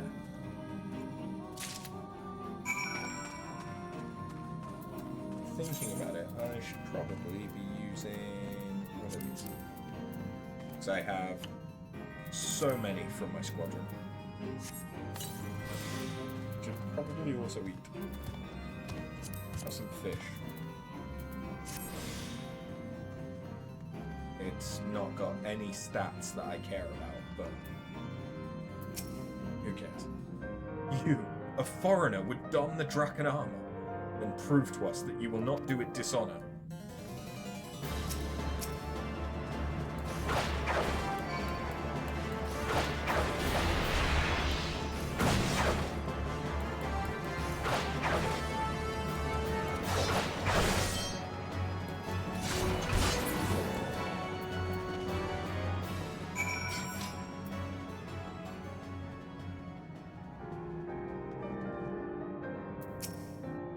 Sir Ulbrich said the Eye had chosen you. It would appear that he speaks true. The armor is yours. Wear it with pride and honor. Your trial is nigh complete, but be forewarned, many before you have made it this far, only to fall at the final challenge. Do not let overconfidence be your downfall.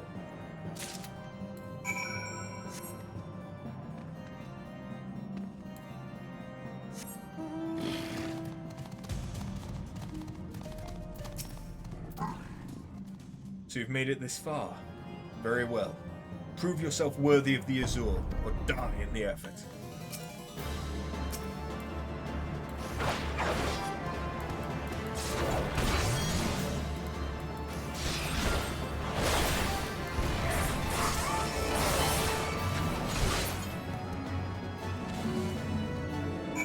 Easy.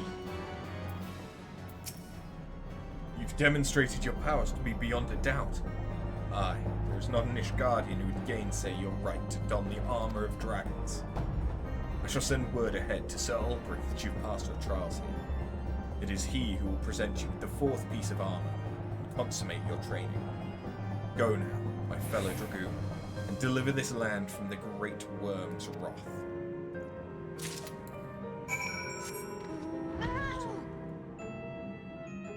He's gonna consummate it, is he? Inky bastard.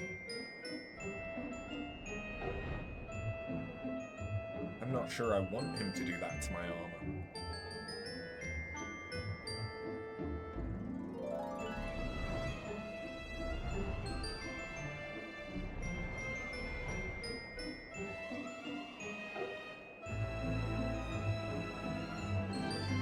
Oh,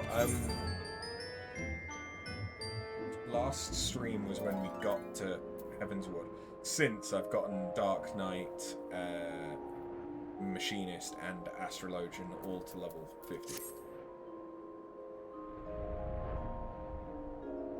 Including giving them some glam.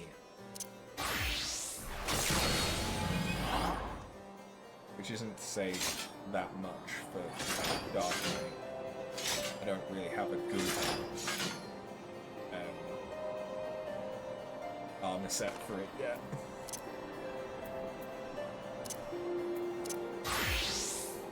Yeah, Astro has just been Daybreak. It's, and Machinist is just in the Auroral set. But they've all got weapons that are of a reasonable level, but level 50 as well.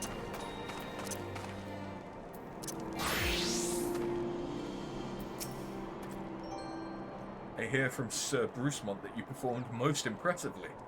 Yes, I stand more convinced than ever that you will be the one to save our land. Yet be warned, after. One last trial awaits you. You will face this trial in the presence not of knights, but of ghosts. Make your way towards the Steel Vigil, and seek out a gravestone north and west of the structure. Take with you this flute. When you reach your destination, blow a single strong note. A visitor shall soon arrive. Entertain your guest, and should he leave behind a present, return it here to me.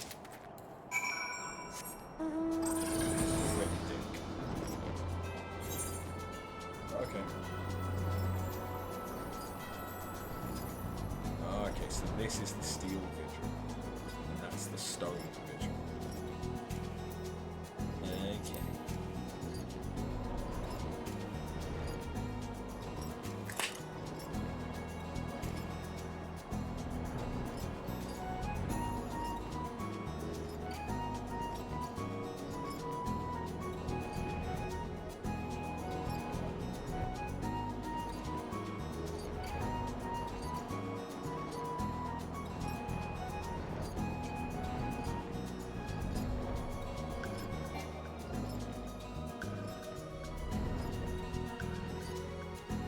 I suppose part of why this might be feeling so quick is that I can fly. That does make things considerably quicker.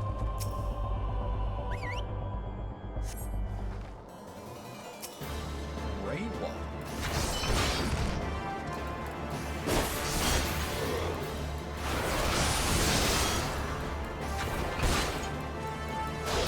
Round and round he goes.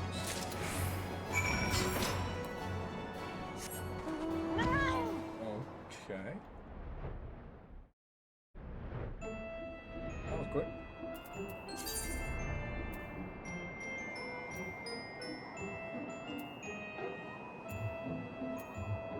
So I don't have that headpiece.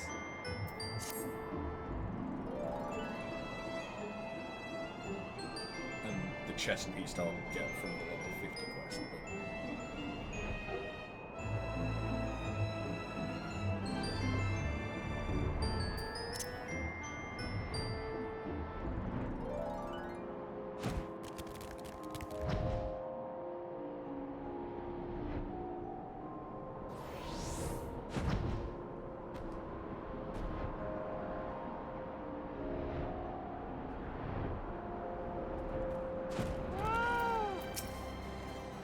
The presence before me indicates you've seen the visitor, and you ought to show for your deeds.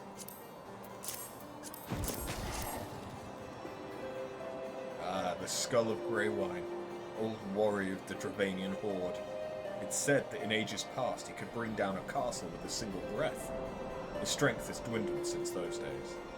But a dragon past his prime is a formidable foe nonetheless. In slaying him, you've proven yourself worthy of this. You now possess 4 pieces of the armor that Estinian myself, and our forebears did wear. While you doubtless wonder about the 5th, I can tell you only that it's not mine to give. Fear not, however. Your triumphs in the trials and against a dragon of the Horde give evidence that Draken blood now resonates with yours. Yes, you stand before me as prepared for your ultimate challenge as any could be. And yet, before we proceed, I would hear it from your own lips. The Great Worm's power is the stuff of legends. Have you truly resolved to fight this battle? To risk your own life to deliver a foreign land from the clutches of its ancient foe? When you are certain that your mind is settled, return and speak to me.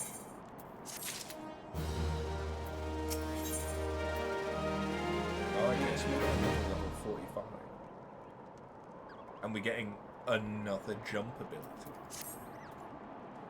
So you would join your strength to Estinians, that Ishgard might be free from the rage of the Great Worm forevermore. Then I shall honour my promise. You shall have full use of your powers by the time we are done. Before we begin, there is something I must needs confess. You will recall the tale of my battle with Nidhogg 20 years past, and how the power of the dragon left me on account of the injuries I sustained. What I said was an untruth. The power did not abandon me. It was I who abandoned it. Being derived from our mortal enemies, the power of the Azure Dragoon is a double-edged sword. Even as it lends us the strength we need to smite dragons, it heightens our communion with the creatures, rendering our minds more susceptible to their seduction than ordinary men. Even as I buried my lance in Nidhogg's flesh, our gazes locked, and mine eyes met then with a look that would fair impale a man. In that instant, I found myself being assailed by a torrent of emotions not mine own. Sorrow, rancor, pity. They threatened to drown the man in me and leave behind a dragon. Fearing that I might turn traitor, I chose to purge myself of the power that the eye had bestowed upon me. Thus regaining lucidity, I was able to rout the grievously wounded Nidhogg. Alas, countless of his brethren yet remained. As if to mock me, they fell upon Ferndale with a vengeance. Bereft of my power, it was all I could do to save but one child. Nary soul knows of this, nay, not even Estinian, but it can keep him in the dark no longer. At our last meeting, Estinian said that protecting Ishgard and exacting revenge upon Nidhogg are as to one to him. That frame of mind, I fear, may well lead to his demise. The desire to protect and the desire to avenge are opposing forces that can ill be reconciled. Worse, the latter serves only to cloud his sense of self. When next Estinian and I meet, I intend to confess all, though it means the loss of his good opinion. The outcome of the coming battle and his very life may well depend upon his readiness to relinquish his powers. Never allow yourself to forget the origin of your strength. Ever does the dragon lurk behind your eyes, biding its time, ready to claim you for its own. Aught less than complete conviction, you will find yourself in its vice-like clutches.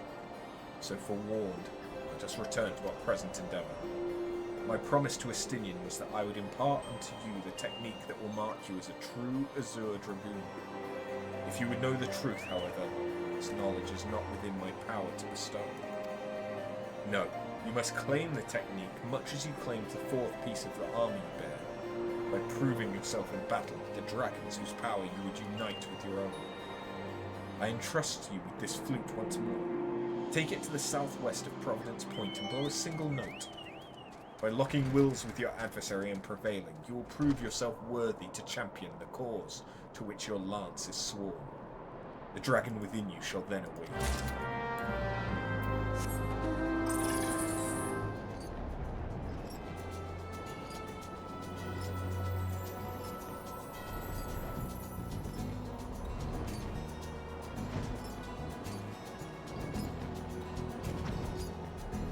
Okay, so there's just a lot of back and forth with this one, huh?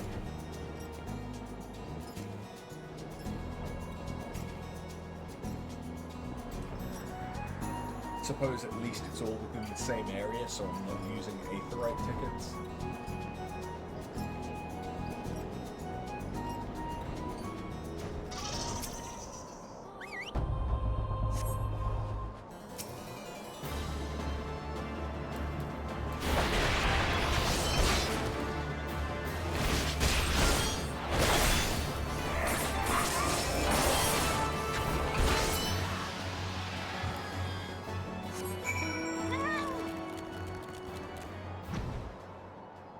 Easy.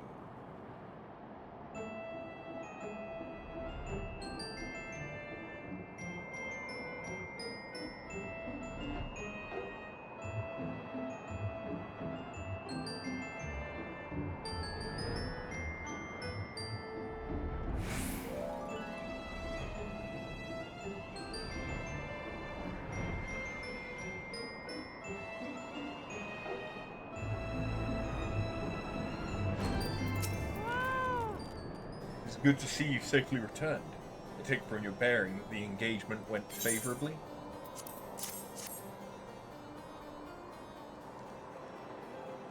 You left this place as a woman, but you return as a dragon. There is no more for me to teach you. From here, your battle is yours and yours alone. Now, you might recall me saying that the fifth and final piece of the dragon armor was not mine to give. However, that is not wholly true. I could guide you in the direction of that which you seek. That said, I yet have my reservations. The sheer power of the dragon housed within is such that a great many of your Eorzea forebears, myself among them, have proven hopelessly incapable of wielding it. But I do not doubt what I see. Within you has awakened a strength that forever eluded the likes of me. If you are not worthy of wearing the armor, then I know none who are. Remember my warning to you after, and heed it well. Needhogg is a lord among his kind. Aught less than complete conviction, and you will surely fall under his thrall. Before you can master your foe, you must needs master yourself. Hone your lance arm till it can bear no further honing, and then present yourself to me. When the time is come, I will tell you what you need to know. I look forward to our next meeting, my young dragoon. And welcome to the issue with Dragoon. We have multiple buttons that basically do the same thing. So I now have a jumping attack with a potency of 320. And I now have another jumping attack with a potency of 250. That has a longer recast time on it. Because that's what I needed. Not more damage, but less damage. The thing that really confuses me is that Vorpal Thrust does 400. And fair enough, this is an off-global cooldown, so I can use this during a combo. But still, like, my normal combo does more damage than Spine Shatter Drive, or Spine Shatter Die. It's just kind of useless. But then, we also get another jump, which has an even longer cooldown on it. But this one's an AoE. So that is actually worth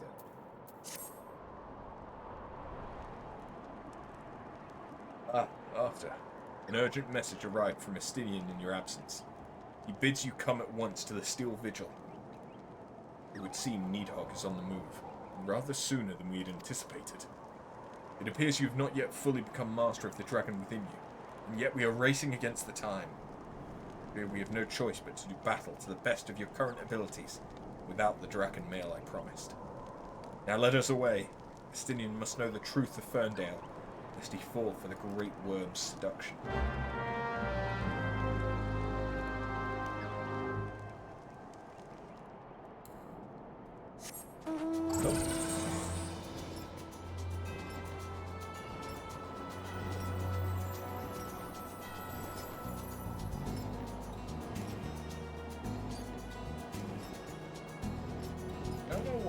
This journey feels longer going up than it does coming down.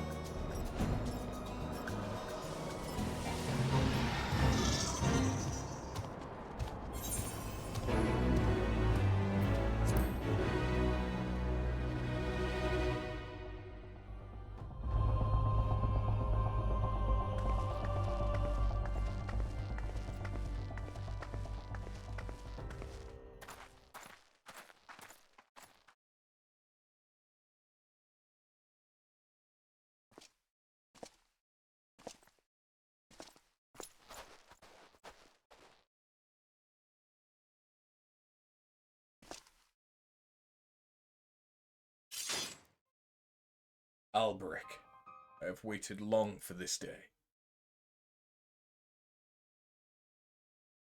You, who fancy yourself an Azure Dragoon, a man whose course you have taken for your own, is a coward. He relinquished the power of the dragon of his own volition and watched as Ferndale burned. Do you not think it ironic that I was chosen Azure Dragoon? I, an orphan who is naught of value to protect in Ishgard. Suppose I must give thanks, for it was the eye that revealed to me the truth, a truth so damning as to undo a lifetime of trust. I loved you as a father, but I can ill forgive you for Ferndale. As I understand it, you've kept even the Archbishop in the dark regarding the missing eye. Do you mean to take your shame to the grave? But I waste my breath. Prepare yourself, old man, for I shall later waste all the things you hold dear. And once I'm finished with you, I shall do what no Azure Dragoon has succeeded in doing. I shall claim Needhog's head. Calm yourself, Estinian. Your rage renders you vulnerable to the dragon's influence.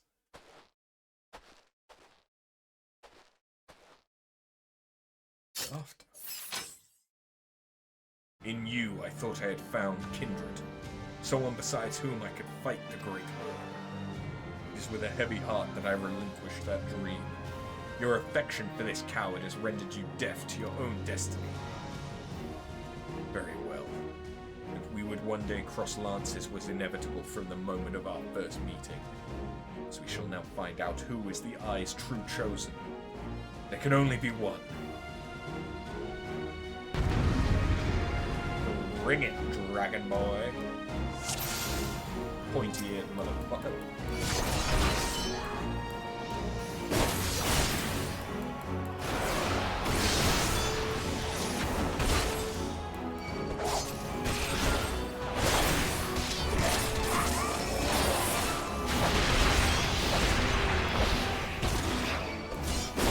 Oh, okay, so spine shot. Just the normal.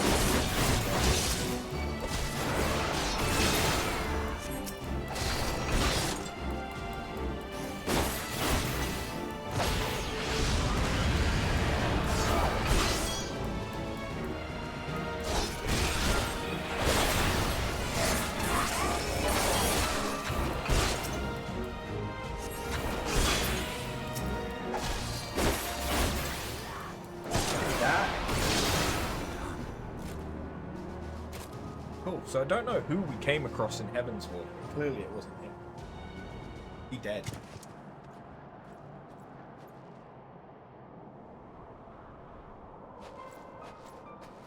Feeble creature, dost thou desire power?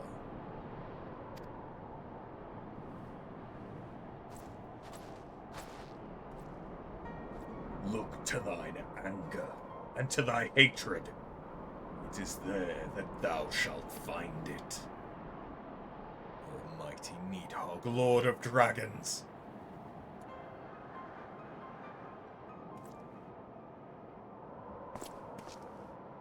Grant unto me thy blood, that I might be granted the claws and fangs wherewith to rend thine enemies.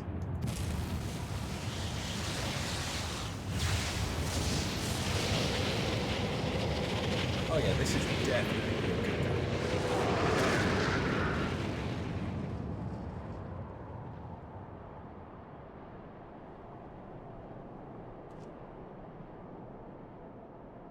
After. This is impossible. It cannot be.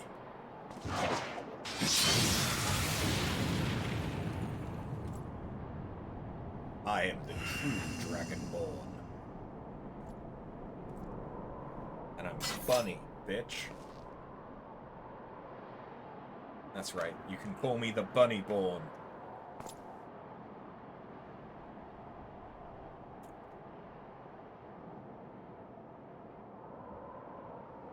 Forgive me, Estinian. I've failed you once again. I'm fine after. Somewhat shaken, but otherwise whole of body. Suffice it to say, I have much to reflect upon. Let us return to the observatorium.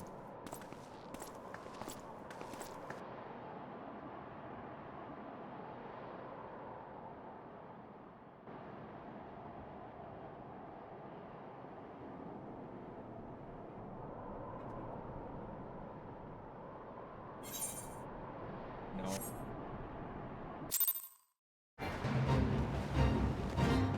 Sometimes, whilst streaming, I still have to keep the raccoon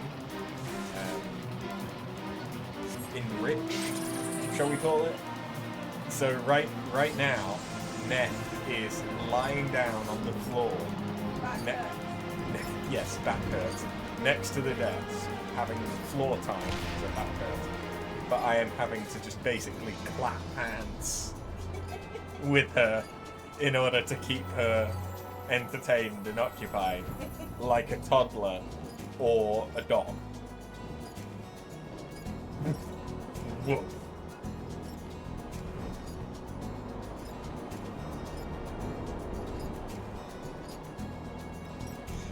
It's kind of difficult as a righty to use a mouse with my left hand. It's a bit weird. Can I? Thank you. So generous. Of course, now my mouse has decided to stop working. It does this sometimes, and I need it. It's either my KVM or it's my actual mouse. Like the left and right click still work. It's the actual optic on it that goes. When the being of darkness closed upon us, you appeared to me the spitting image of Halterath, the Dragon's Eye, just as he is depicted in the Holy Scriptures. I thought that mayhap the years had taken their toll on my mind. But behold, the soul of the Dragoon shines as it never did in all the years I bore it. It would seem you have achieved that which was thought impossible. You've awakened to the ability that none but the first Azure Dragoon possessed. Truly a momentous achievement, and still scarce believe that you were able to summon the selfsame Draken mail worn by Haldra. I think that it had been sealed within the Soul Crystal all this time. I have borne witness to many and more wonders over the years, yet none compared to you, my young Dragoon. Could it be that you are... mark not my mutterings. I am certain that it was your indomitable sense of justice that resonated with the spirit of the first Azure Dragoon, prompting him to bestow the armor upon you. Yeah, that is doubtless what happened. As the being of darkness faded, so too did Nidhogg's aura subside, and now his kind have ceased their stirring. Whether this was compelled by your awakening, I cannot say. I suspect we will learn the truth of it eventually. Estinian, my dear boy, whatever becomes of him, he will ever be as a son to me. I pray that he is somewhere out there still, and that he has not wholly forgotten the great man he once was. When that darkness brushed against me, the selfsame torrent of emotions swept over me as those I experienced 20 summers past. There was something else besides. There was a voice, and it lamented the rift that divides dragons and men. You'll come to comprehend what I speak in due time. Till then, I pray that you never that you will ever use your newfound strength in the name of justice.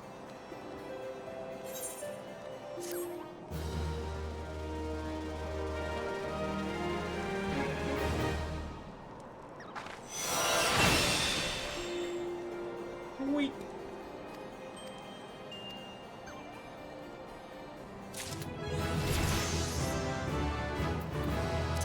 But yeah, now I literally have 3 different dives. And fair enough, Dragonfire dive does something different.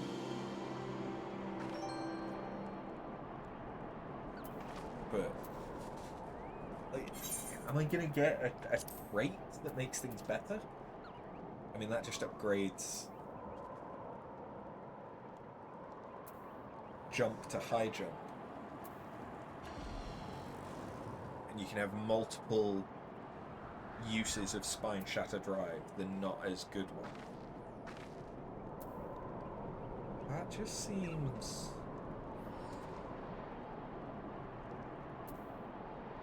a bit... shit.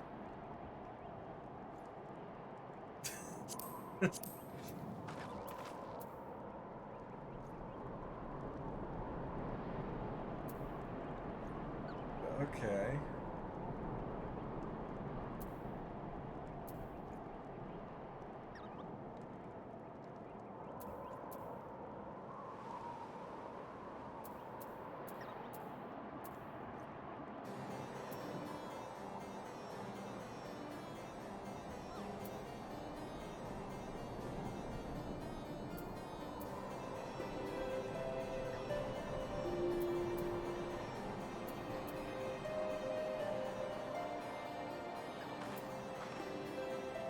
Tempted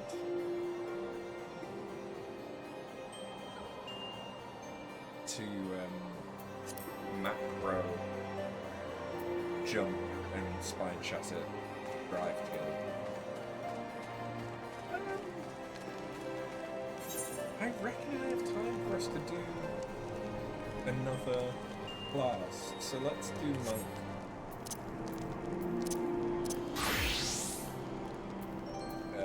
Which is Vinaldar, right? Yeah.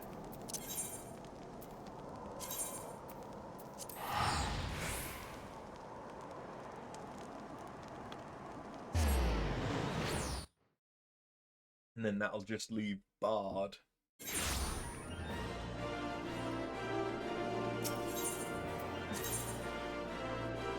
it Goldsmith?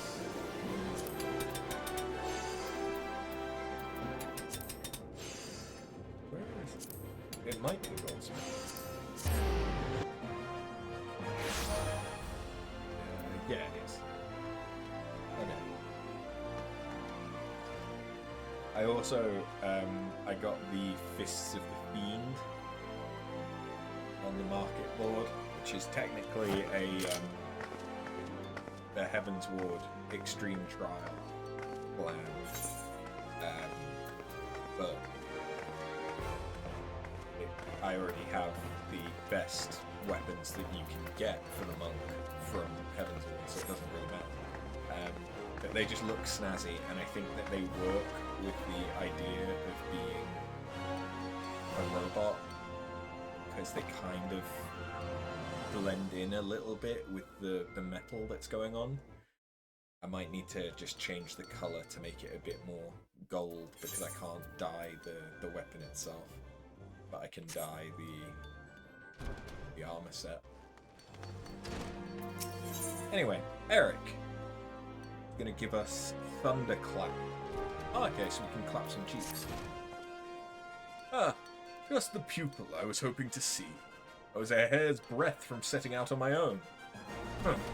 Look at you. Yes, I dare say you appear to have been growing in brawn at the expense of brain. Right, well, let us measure some ether, shall we? And by we, I mean you. Oh, and the monk simpleton, of course. Though, contrary to his nature, he's already set out for the destination I assigned him. Thinking, perhaps, that you are far too stupid to take, much less understand, aetheric readings, It is true, you are stupid. The aethrometer shall do all the work for you, and transmit the data back to me. As souls more, suited to action, the monk simpleton and yourself need only carry the device on your person, and set about beating on things as you always do. It shall capture data as you trudge about hither and yon. Ether is not only the source of all magics, but also the fount of all life.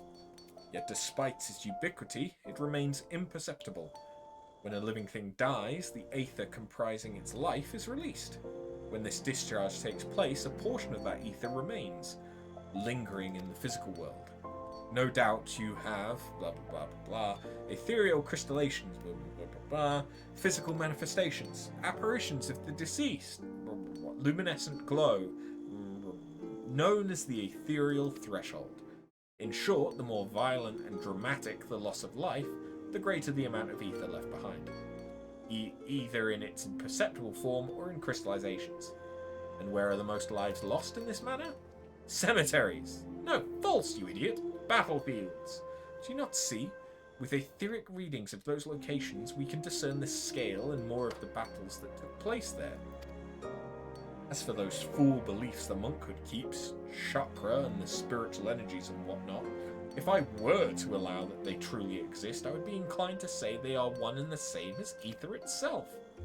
The ether churning around these ancient battle sites comes to naturally settle in the surrounding life, both plant and animal, though more so in the latter.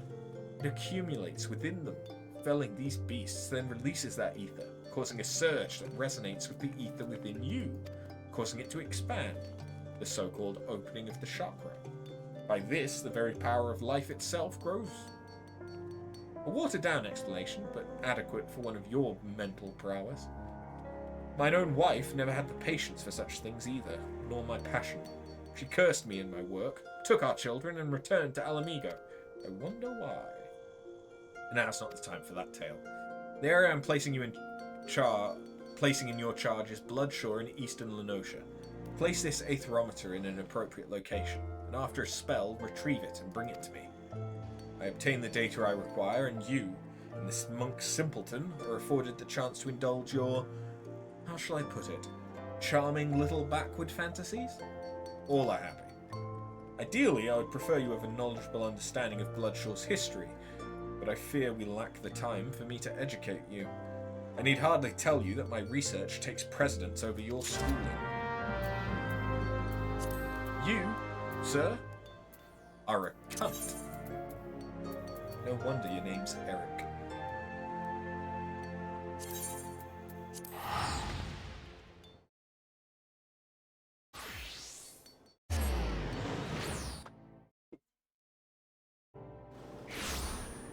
Okay. Oh, am I going to see Gegaruchi? No, not quite.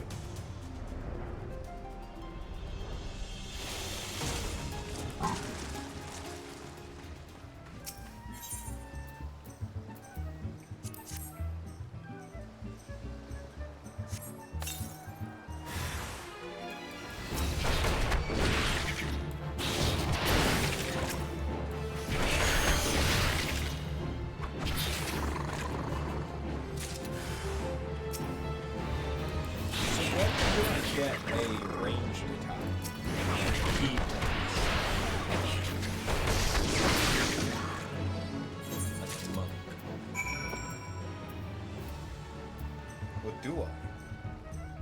Because I get Thunderclap instead.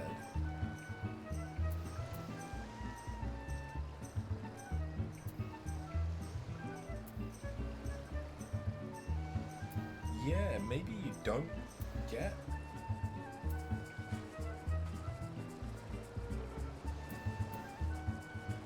Yeah, okay.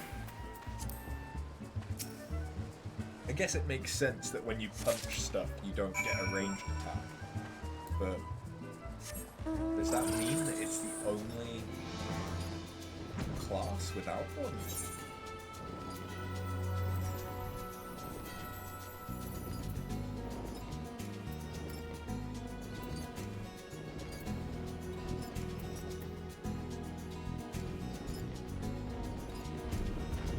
Oh, I need to go back to Eldar.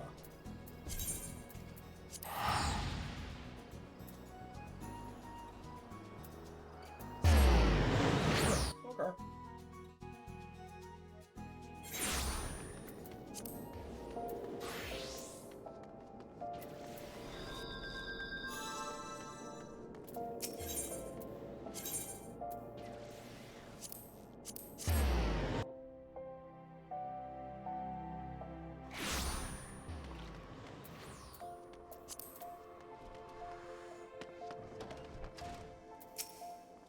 Have you brought the aetherometer?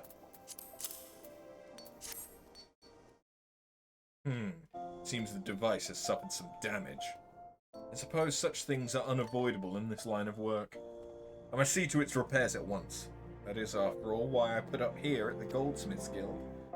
My aetherometer is no ordinary device. I came up with the elaborate design myself. The finest engineers at Garlean Ironworks draft the schematics, and then commissioned the most talented goldsmiths to fabricate it. Widdergelt delivered the results of his outing not long ago. I must insist that you take your leave of me now. There's a wealth of data for me to analyse, and I fear that simply having you nearby will somehow affect the processing power of my brain. Repairing the aetherometer and determining which locations to next investigate will require some time. Why don't you go and train those muscles of yours, or whatever it is you do in my absence?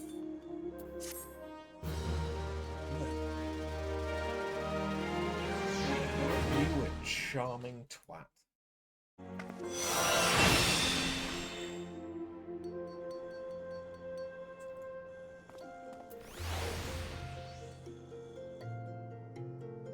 He does look like a smug bastard, doesn't he?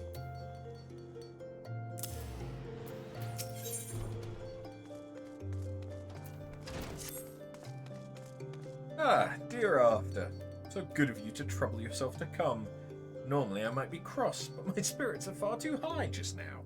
And it is you I have to thank. I speak of the data you procured. Simply marvellous. You have a true gift for grunt work, my friend. I wish I had 100 more assistants just like you. I've been in this field for a very long time, but I've been alone. Ever since that unfortunate mulled tea fungus culture incident sparked my passion for research, I regret nothing. Save perhaps having to share so wondrous a world with souls as unlearned as yourself. Still, your performance has not left me completely bereft of joy. It is rewarding to think that my instruction has guided you to such success. There, how was that? Shall we dispense with any further pleasantries? Very good then. I made yet another career-defining discovery while pondering which battleground to measure next. Eorzea is home to numerous locations where the ether is in an intensely chaotic state, yet which never played host to any war. My hypothesis was that such flux in the ether was indicative of a past battle, and all my research was predicated upon this. But turn the theory on its head after, if your mind is able. What if the people of the past chose areas of roiling ether to hold their battles? I've already sent the simpleton monk to take measurements at the fine sand banks. As you are doubtless unaware, this lies on the border between Alamigo and Gridania, and was the stage of the Autumn War. I ask that you find our monk friend and collect his aetherometer. Manual and tedious, yes, but he has an early make of the device that is unable to transmit data. I gather the numbskull is in Little Alamigo in southern Fanland by this time. You think I ask much of you? False! I ask more. Your other task is to travel to Snake Malt in the South Shroud, and there take measurements with your own aetherometer. I shall continue with my research here in your absence. Mind you, if you care to know aught at all of the Autumn War and the fine sand banks upon which it was fought, I will gladly enlighten you. You need only ask. Yeah, no, I think I'm okay. You're a cunt, so I want to speak to you as little as possible, preferably.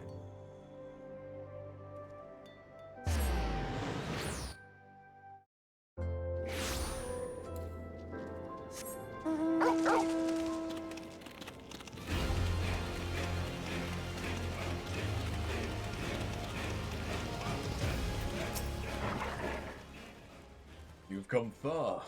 It's good to see you, sister.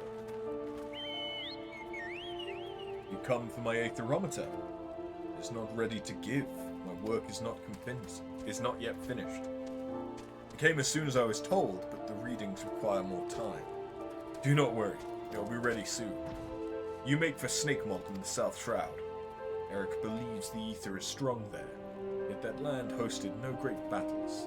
He told me as much this morning. Leave me to my task here. Make for Snake Malt. Take your readings. My work will soon be done. I'll bring the device to you. I have troubled you to come here. I will not trouble you to wait. Go. We'll meet again at Snake Malt, sister.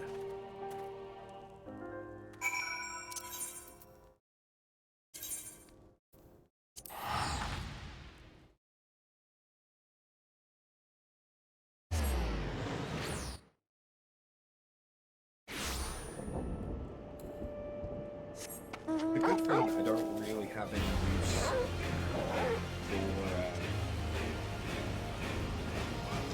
my allied seals.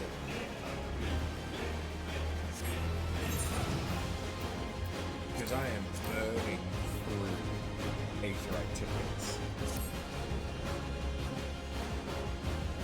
Between this and doing like the books and the relics. So much teleporting.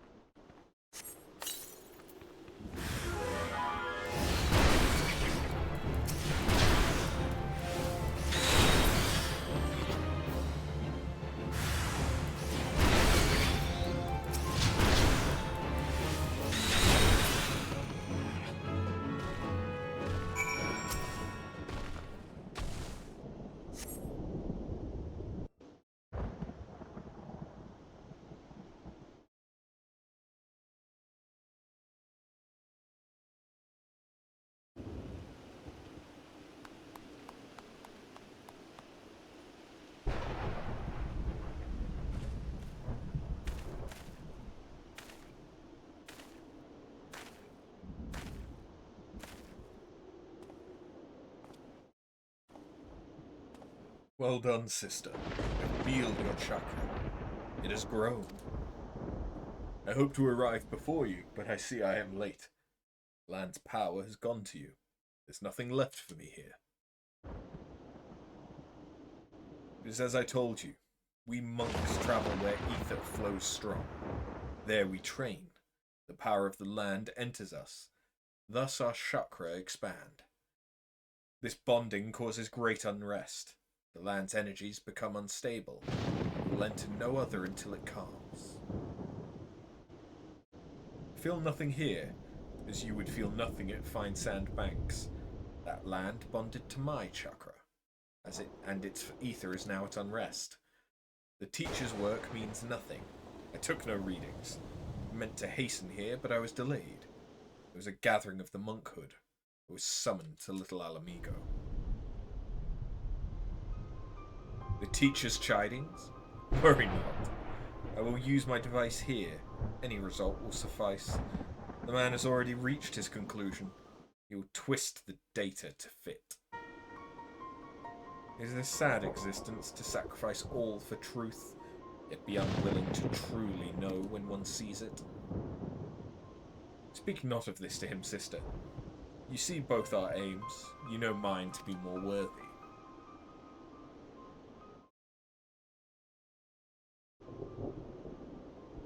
I tell this to you and you alone. I am of the Alamigan resistance. I fight for freedom from Garlean. I escaped the occupation. I have come here to fight, to gather allies and weapons. These lands sadden me. The people have forgotten. Alamigo is a distant memory. The resistance here is small. They aid where they can, but it is not enough. This war demands great power. That power lies in the chakra. The teacher is not an evil man, but he thinks only of his work, not the suffering of innocence. His knowledge can be used for good. The battlefields, they can turn the tide. The chakra of many must be opened. if this way is lost to me. No. No, I will have this power. I must. An end to oppression, an end to starvation. Alamigo will be made free. I will see it done. Forgive my speech. It is a matter close to my heart. I'll give you my device, but I ask you say nothing of this to Eric. I beg you, sister.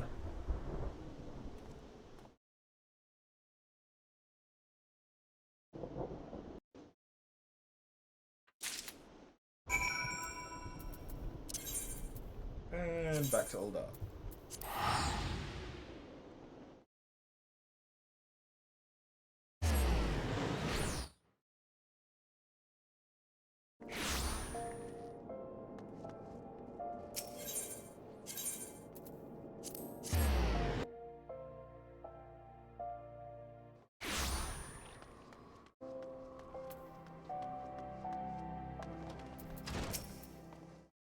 I trust you've returned with both of my aetherometers? Please tell me you fumbling dolts haven't managed to damage either of them this time. All looks to be in order here. These readings from your device. They look promising. Very promising indeed. I dare say this data may yield revolutionary results. Huh? Your chakra opened a bit more, did it? Yes, well, ether is a most mysterious and wonderful thing. I'm glad this meaningful research could serve your nonsensical ends as well. Now, leave me to my work. Surely you can find some simple way to pass the time. Fighting, say, or, I don't know, scratching? I don't like you.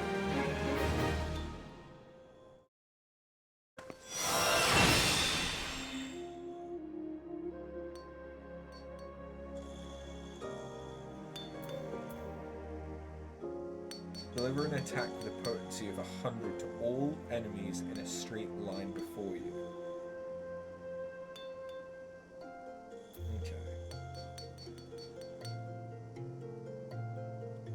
So I can either do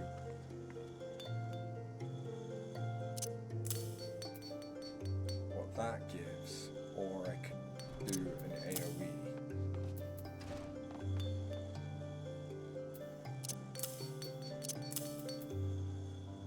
Okay.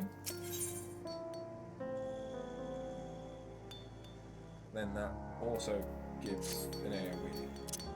Yeah, that would need to be right there.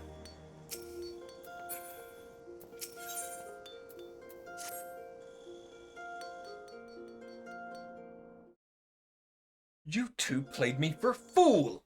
The data the simpleton monk brought me was absolutely astounding, groundbreaking, revolutionary.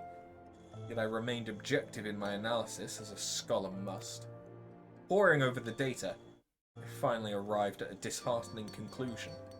The two of you took measurements of the same area. Values were near identical, equivalences mocking me as I struggled to reconcile them. I could neither sleep nor eat lest I waste time not drawing nearer the truth. And for what? Tell me, what is it the two of you were doing in the field? We were having a picnic.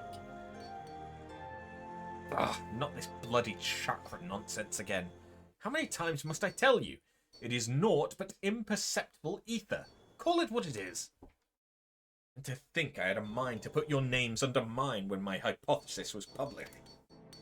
This life force, this spiritual energy, this god-forsaken eternal soul essence. I care not what primitive nomenclature those backward monks wish to assign it. It is ether, plain and simple. They claim they are able to manipulate and amplify it through discipline and the opening of the so-called chakra. False! This is nothing more than the ethereal regulations of organisms, a basic and natural concept. In an attempt to explain that which science does not yet fully understand, the monks have erected an institution of control. Their preachings are unassailable by design, for none can disprove the existence of the unknowable. They promise power in return for abjection and servitude. Control and power indeed, only that of a man. It is the very essence of a religion and should be treated with contempt, as all religion should. Ether resides in all living things, as do natural mechanisms with the capacity to regulate it. This is simply life, not some mystical, supernatural endowment. I concede, of course, that the heightened mental faculties of man allow for the potential to gain conscious control over these mechanisms. Indeed, it would appear that you and the simpleton monk have already achieved that end. The indiscretion and impertinence of youth. I suppose it can be forgiven. Once. In my own youth, I was not the model of perfection you see before you. I too have made what some might call mistakes. Not myself, but some. In our talks together, the simpleton monk often spoke of the seventh chakra. Its awakening is thought to be the highest achievement among the monkhood. I make it a habit to know the tenets of my intellectual enemies. It was the flow of the ether within the two of you which betrayed your falsehood. The whispering of your chakra, as I'm sure the monks would rush to call it. But serendipity most often visits the industrious. Just so, it is precisely these ethereal whispers that proved to be the most intriguing. The waves of these sounds resonated perfectly with the ether of the battleground. I can see by your vapid expression that you're missing my point. Allow me to spell it out. It follows that if one were to visit a battlefield with a certain ethereal wave amplitude and frequency, it would resonate with one's own ether. This is the phenomenon responsible for the initial opening of your own chakra. I cannot believe I am being reduced to speaking in these terms. It stands to reason that for any ethereal wave, there may be a location that will resonate with it. Think of the implications after. If the seventh chakra the monks speak of truly exists, then so too must an ultimate battleground to bond with it. Concentration of ether in such a place would be unlike anything ever recorded. I forgive your past treachery, guide me as it did to this great discovery. That, and I need you to do more work for me. Here, take this new etherometer. Make for Lark's Call in the East Shroud. My research indicates it's a very promising tract indeed. Set up the etherometer as you have others in the past, and then kill whatever you must to obtain a strong reading. Slaying beasts there will release the ether of the land they are steeped in, and it may then resonate with your own. I suppose in the primitive terms of the monkhood, that would translate to the expansion of your chakra. Oh, and you'll not be crossing paths with this simpleton monk this time. I'll be sending him to take readings at East End. I have no intention of allowing you two to conspire to impede my research again. If you care to know more about the events that have transpired at Lark's Call, I suggest you pay a visit to your local library. East End, on the other hand, is a fascinating subject of which I never tire speaking. Ask me about it any time if your curiosity ever gets the better of you.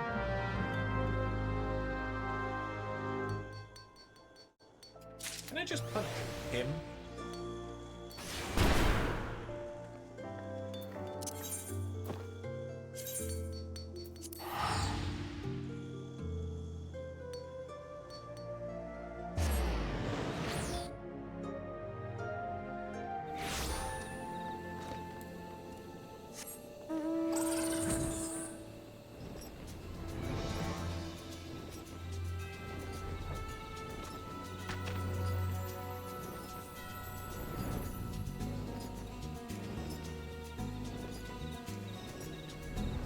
Okay, at least I don't have to go very deep.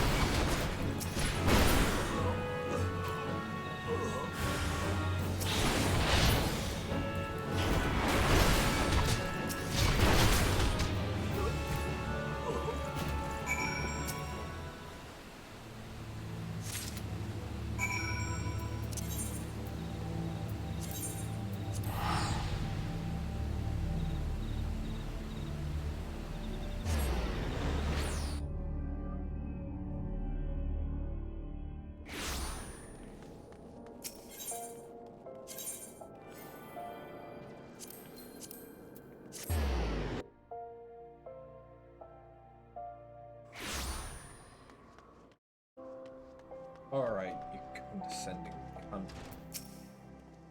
I very much look forward to the readings of both your and Widgergelt's aetherometers. What's this? You've already finished? What are you standing there talking for? Come, come, give me the aetherometer. Amazing, simply amazing.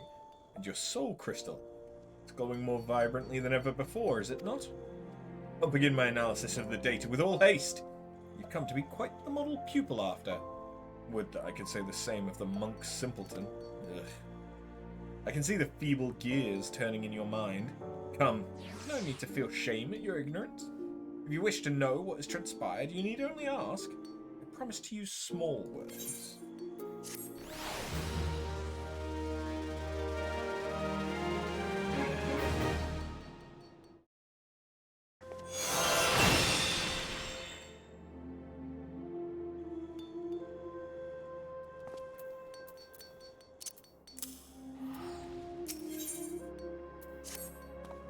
The simpleton monk asked that I send you his way should I see you.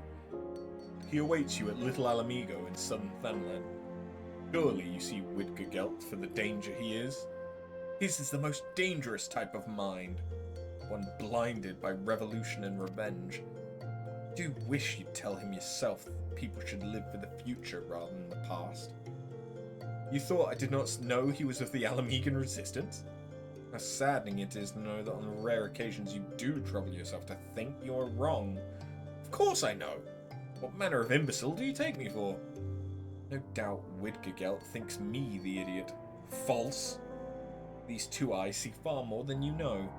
I too am an Alamigan, and love my homeland every bit as much as he. Go. Hurry to Little Alamigo. I'll keep you no longer. No doubt Widgergelt is already awaiting your arrival.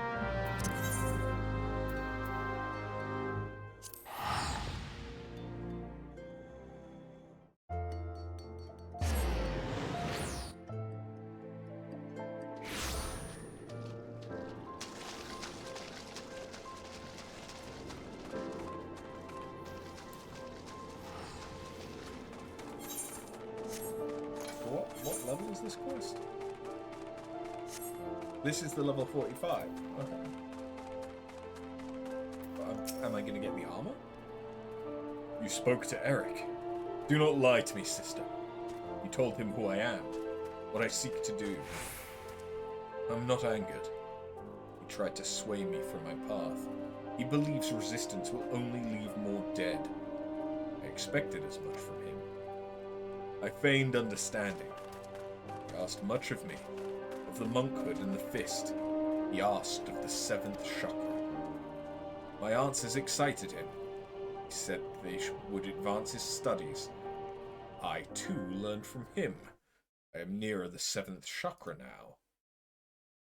Soon the resistance will rise. You too will see. Very soon. Others do not understand. Alamigo tried to protect them. We were the shield of the realm. We bled to fend off Dalamud. None here know our suffering. None here can imagine it.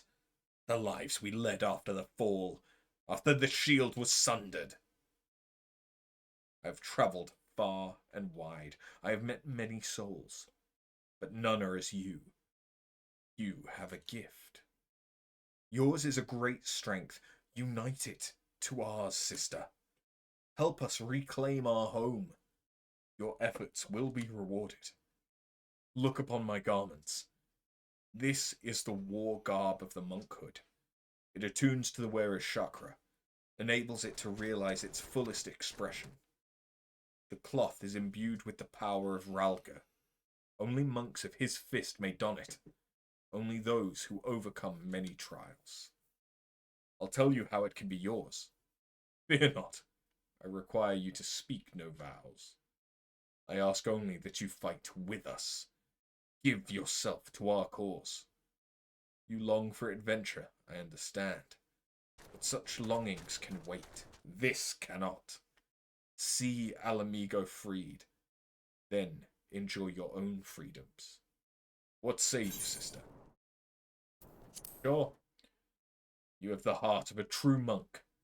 You are different from the others in this realm. Hear this. A set of our war garb was stolen. The Fist has tracked the bandits. We know now where 3 of the relics are. Here in southern Thanlan, the Sepulchre and the Circle of the Tempered. And in northern Thanlan, the abandoned Amagina Mithril Mine. Your soul crystal will react to the relics. Draw near them and they will glow. By this power you can find them. The Fist's honor has been trampled upon. Make the heretics you find pay for their sins. Eric has sold his soul to this land, but he is a knowledgeable man. He knows more than I of the monkhood, and of the Fist.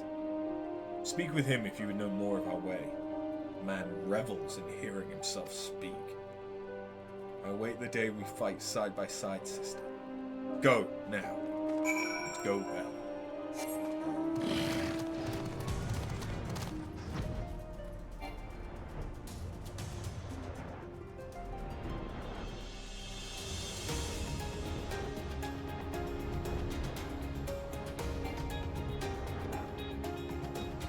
I don't actually know what the monk relic looks like. Zodiac relic.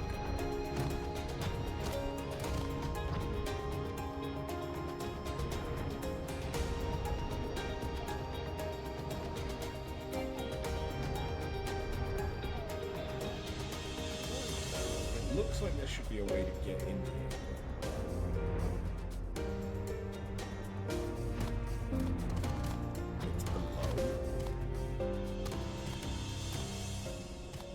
Mouse has stopped working again. Good, good. Love that.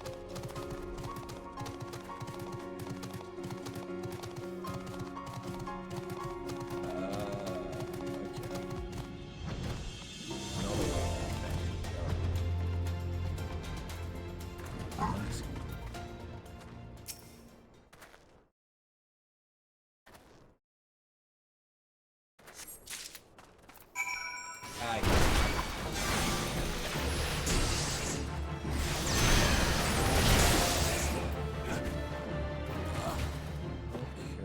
So is it more like that?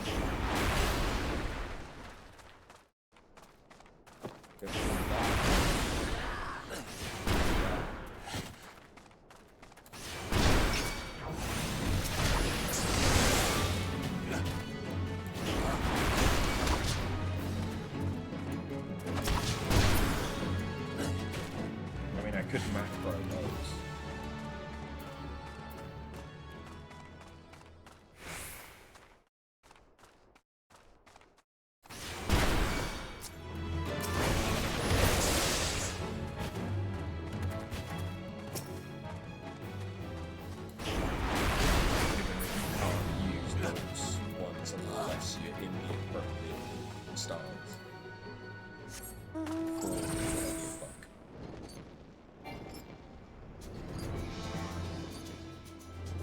Yeah, I might do an AoE combo.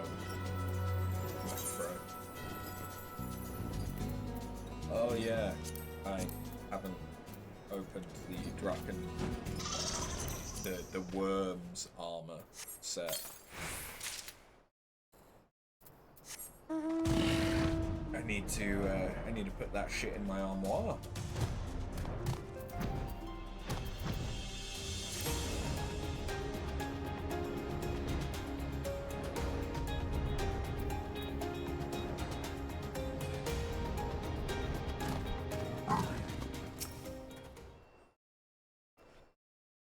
Yes, pats, many pats. And to North Funland as well.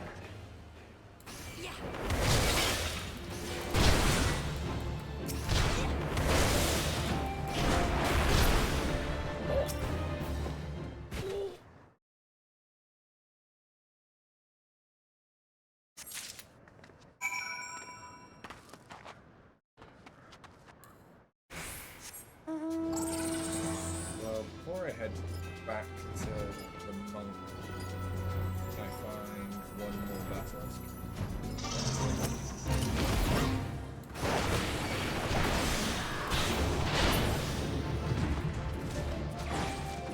There we go.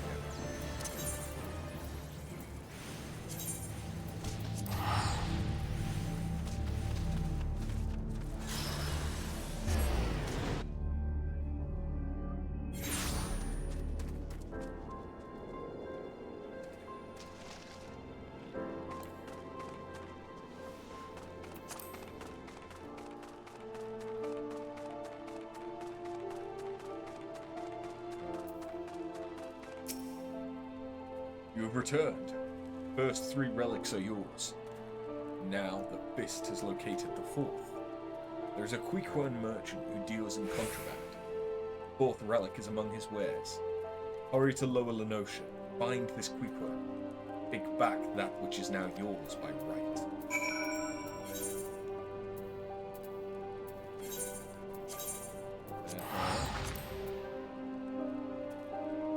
You're sending me a little bit all over the place, aren't you?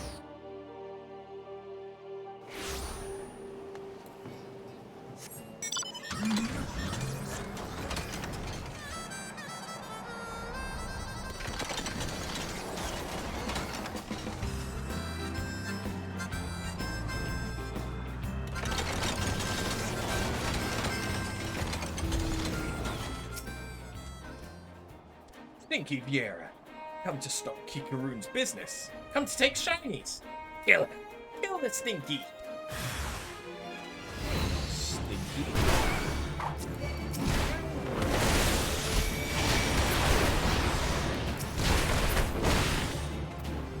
Bitch. Oh.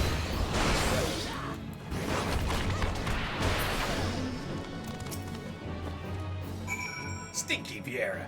Come to stop Kikaroon's business. Okay. Don't kill Kikaroon! Please don't kill! Take back Monk Circle. Take and spare.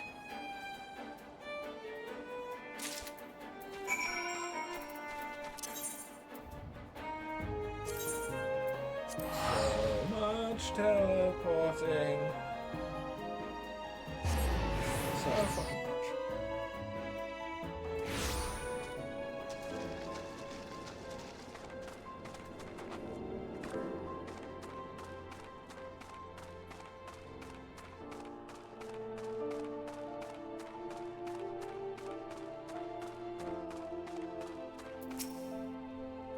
The 4th relic is now yours. You've done well, sister. But know this, there is another relic, a 5th and final piece. It will be yours, a gift from brother to sister, given on the day Alamigo stands free once more. That day is near. Eric sent word not long ago. He claims his revolution has begun as well. He's made a grand discovery, and is now setting it to paper. I look forward to his work. With it, we will know all we must. The day he finishes will be the day Alamigo is reborn. Return to him now, sister. Ask for yourself when that day will be. May Ralga watch over you.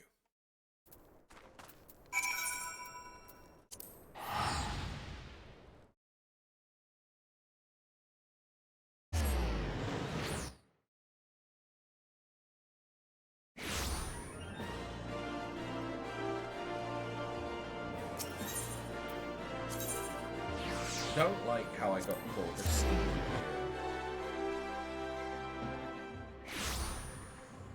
I teleported to the wrong place. That was a little bit stinky of me.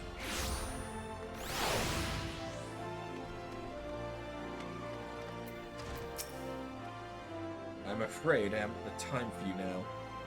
I'm penning my thesis based on the ethereal data you and the Simpleton collected. There have been significant developments since last we spoke. Or rather, since last I spoke and you stood before me with that ever-vapid expression. Soon, I will complete my work and present it at a conference of my peers. Surely you can pass the time until then, punching and kicking and pursuing other monthly interests? Go, do that then.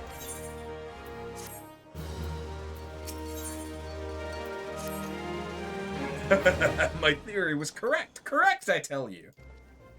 This will be the greatest academic breakthrough of my lifetime. Perhaps of all lifetimes. I'll spare you the details of my experiment, as you are not like to comprehend their significance anyway, and proceed directly to the all-important conclusion. The announcement of my theory before a council of my peers was met with thunderous applause.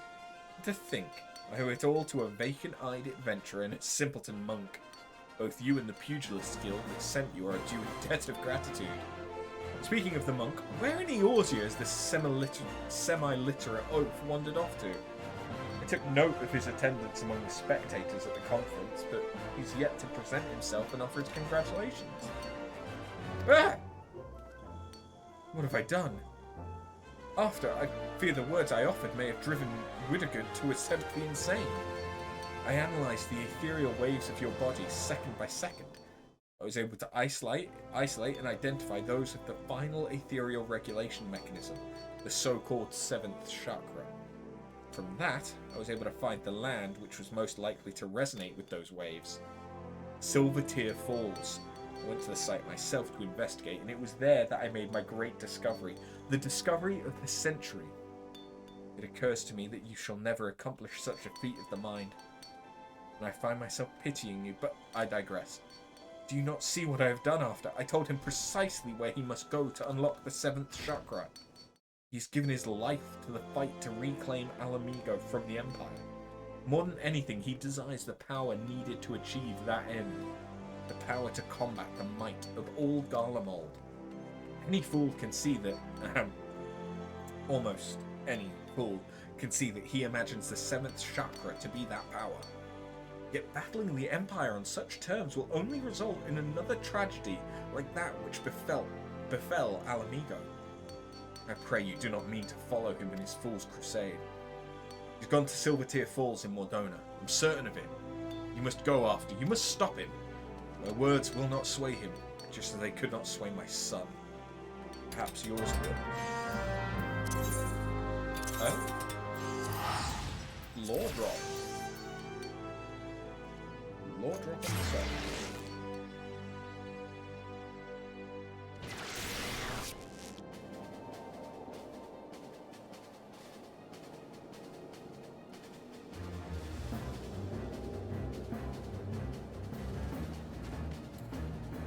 Well, at this rate, I think we might also be able to do Bard before we finish for the day.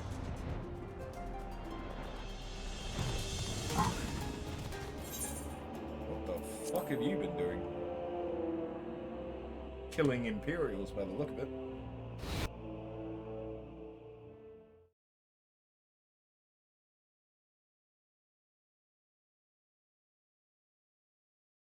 You claim the power of Garlemold?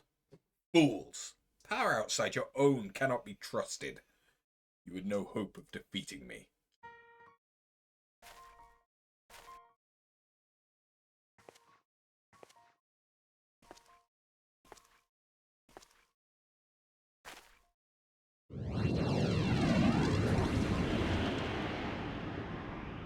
The Seventh Chakra swells within me. Soon it will open. When it does, the Empire will burn. The power of Magitek. The power of Garlemold. They are nothing. Alamigo fell to these?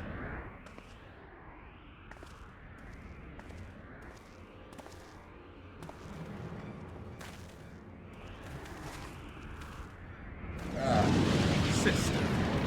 You are late. But perhaps that is best. Just attended our Garlean guests. I wanted us to be alone.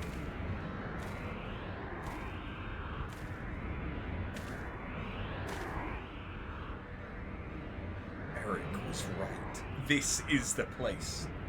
You have come. Our chakra beats as drums. Do you not feel it, sister? Living in constant fear of death, struggling to stay warm enough to sleep, eating crumbs to fight hunger. Garlemald took everything from Alamigo. They left us nothing, not even our pride. Look to the Craven Teacher. He is proof of the truth I speak. I will reclaim it, all of it, but I need great power to do so. That power rests in the 7th chakra. I made you a promise, I've not forgotten. The 5th and final piece. It is yours to claim, but only if you defeat me. I told you when we first met. We monks seek sacred ground. There we train. That is how the chakra are opened. The teacher told me himself, this is where the 7th chakra opens. This is my sacred battleground. The ground of battle between you and me. Your strength has peaked. Through it, mine will grow. Do not despair. Your death will have purpose. It will be for Alamigo. Rejoice, sister. You shall die a martyr.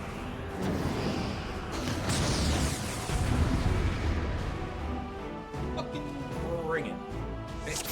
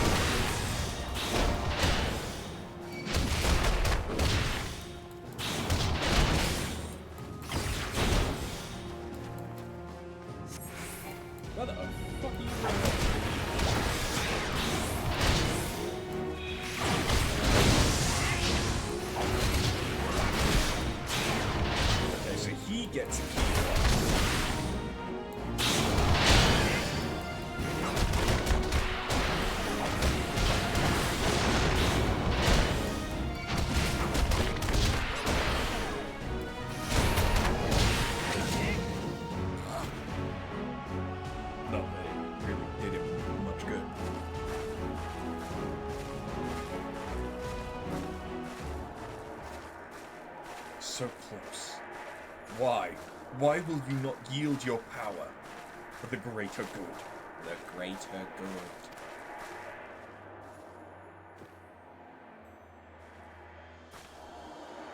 Stay back. This power is mine. The others of Eorzea ignore our suffering. Why should I care for their lives? Why should I care for yours? I must have that power. Must protect my people.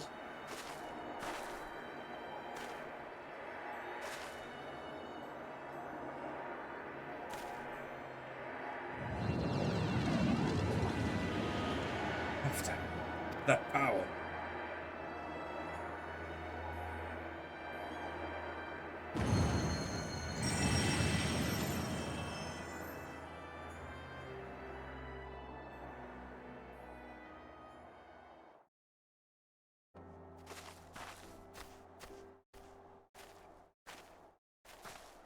That light. Never have I seen anything like it. Is this the opening of the 7th chakra? Fascinating. Simply fascinating. You've no mind for study, but your gift for fieldwork is extraordinary indeed. Did he just punch him? Why? Why do you strike me? 'Cause you're a fucking idiot. Silence, you bloody fool! You oaf! You idiot! I would strike you 1,000 times more if it did not pain my hand so. Next time I shall bring a stick. Bugger opening your infernal chakra, and open your bloody ears for once. Sid Garland of the Ironworks that bears his name once wrote that these Silver Tier falls lie at the centre of our world. Our world is round, and we live on its surface. Even you should see, then, that he did not speak of a centre in the physical sense. I'm no astrologian, nor a biologist. I've studied enough of the various sciences to say this. The vital energy of Hydaelyn, that which is called ether, is one and the same as the life force in which you monks believe. As the centre of our world, these Silver Tier falls are connected to what you call chakra in an inexplicably profound way. We all share in the same existence. We are neither separate nor distinct from the world. Our energy and its energy are one. At times, that energy may wreak havoc and destruction. It plays a far grander and more significant role. To bring forth life. As part of this world, you must endeavour to do the same. You sought only to gain power by force. In that, you are no different than the very Garleans you seek to destroy. Is that what you truly wish to be? You speak pretty words, but would you speak them to our people? To every soul who has suffered? To children with empty bellies? To wives made widows? I would. To every lost soul among them. Even if they failed to grasp their meanings, as you do now, I would and will speak those words until they are understood. Long have I studied the history of this realm's wars. If there is aught I have learned, it is that there is no future for Eorzea should her people struggle and vie for power without considering the consequences of their doing so. With great power comes great responsibility, Spider-Man. To seize the former and deny the latter is to beget despair and welcome venom into your heart. The duty we owe to one another, and to this world as part of it, is to use what power we possess to deliver a future full of life, not death. Can you truly not see the right in this?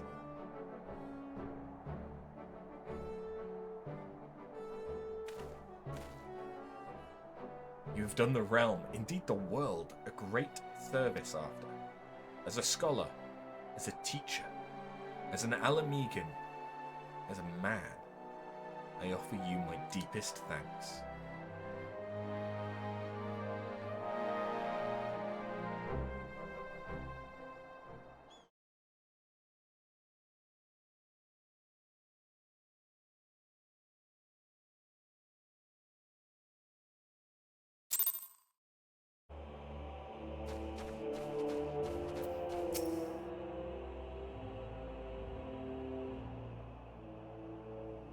Not long ago, I spoke with a man, an Alamegan.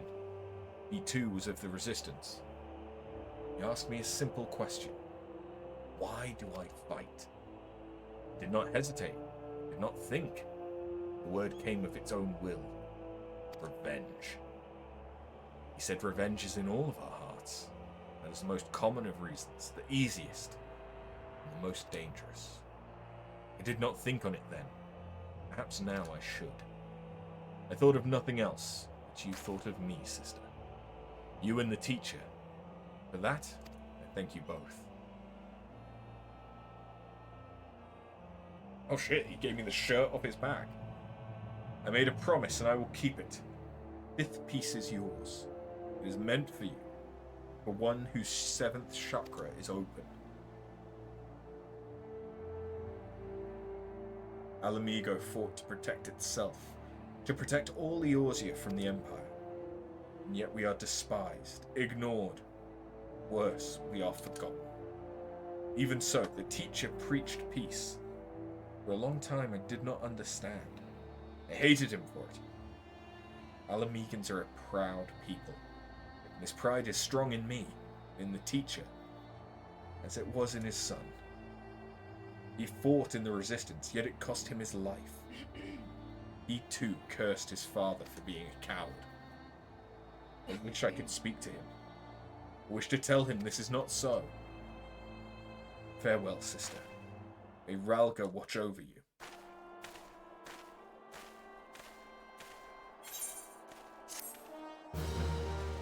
Bye.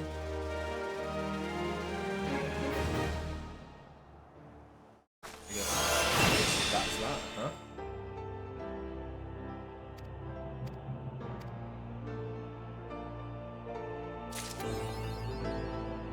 Bulletproof. So this gives 3 stacks of perfect balance, each allowing the execution of a weapon skill that requires a certain form without being in that form. Okay.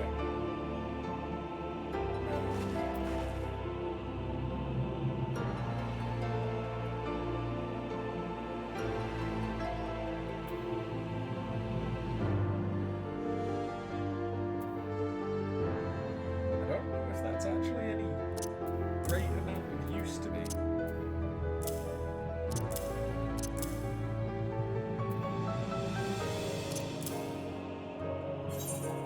At least at the minute.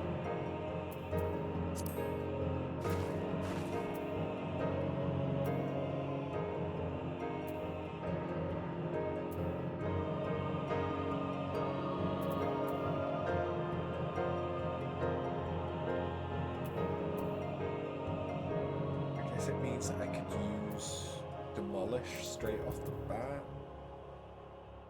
Or Dragon Kick. I don't know, it doesn't seem that great at the moment. Alright. Okay, Bard. The last class that we have.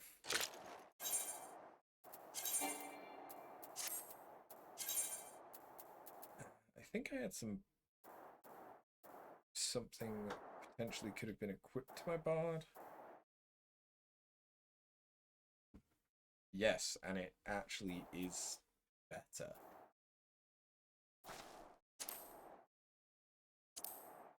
Apparently. Okay. To be fair, that does look considerably more Bard-y. Cool, okay. Where am I going? Is it East Shroud? No, South Shroud.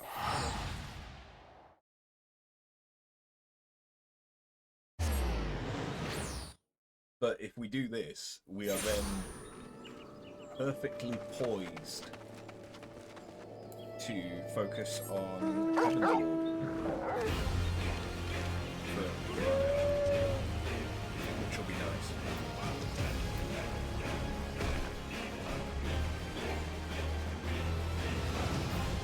And, you know, potentially do the crafter and gathering quests. Although that being said, those don't necessarily need to be in any kind of a rush. I really need to level up Bishop. I now have every class above level 70. Yeah. Blacksmith and Armor are probably going to get up to 80 pretty soon. It just depends on what gets these. So Armor will probably get there potentially from handing this in if I can get that. And I've just been buying them off the market board because it's cheaper to buy them off the market board than to get the equipment I need as well as the materials to craft it myself. So this is going to give me the Warden's Pain.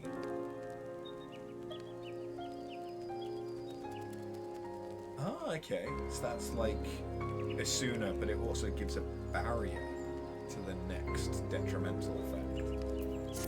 That's kind of nice. Ah, that glint of determination in your eye is a testament to your newfound strength. Put me in mind of my salad days after. Huh? You would know why I truly abandoned the battlefield and became a bard? That I took an arrow in the knee is what most folk believe. It is quite clear that you are not most folk. Very well, I shan't insult your intelligence with an untruth. But now, allow me to answer by saying that everything in creation is given to change, and man most of all. I was drawn to the power of song, the power to touch the very souls of men, decided that I must pursue it. Sadly, the power has been all but forgotten in this age of cynicism. Such songs as those performed by tavern bards serve no purpose beyond the amusement of drunkards. But that was not always the way of it. There was a time when song could change and shape the outcome of conflict. Ever since nations first quarrelled, armies have fielded archers wherewith they rained death upon the enemy from afar. As the battle unfolded, however, the distinction between the lines of friend and foe would grow hazy. Yet the archer's part did not end there. He had to stay ever alert, with arrow nock and eyes trained upon the struggle. Even as his comrades fell, turning the earth red with their blood, the archer could ill afford to avert his gaze, lest that moment cost another his life. One need not have a vivid imagination to appreciate the torrent of emotions that raged within him in that moment. Nerves near to fraying, his breast fit to burst. The archer did the only thing he could. He sang. His bow became a makeshift instrument, plucked as an accompaniment. At first, the archer sang only to still the roiling within, but his voice chanced to carry to his comrades. It inspirited those engaged in combat, lending strength to their sword arms, and to those who lay upon the precipice of death, it granted a measure of peace.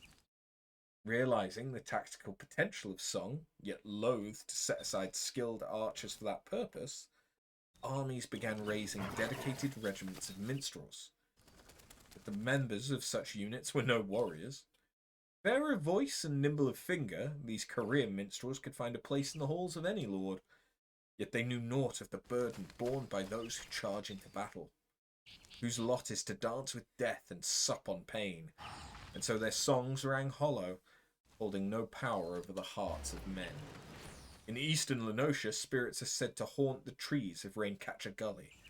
I would ask you to travel there and await the emergence of these spectres. Through force of arms you are to release the spirits from their tormented existence, and in the doing, ease their unfathomable suffering. With such a deed might you draw forth an ancient melody from the soul of the bard.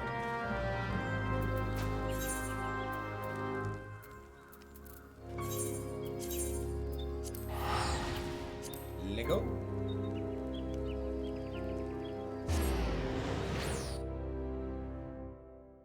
It wasn't until very, very recently that I even realized the bard gets a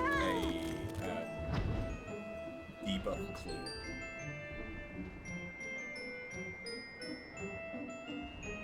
I think I was watching a Cider Spider video where he had a Doom debuff that the bard of his party cleared off him. But honestly, before that, it makes sense for the bard to have something like that, given that it's supposed to be like a DPS / support class, but I never thought that it had it. I thought they just had songs that would buff like your attack and stuff.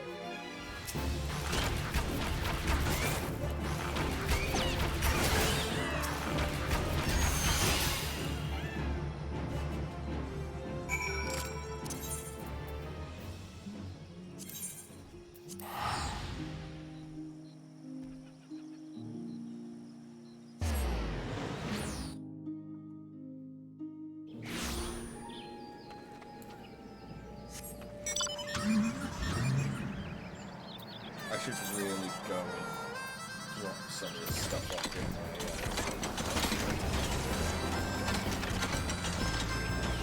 my Dalamud storage.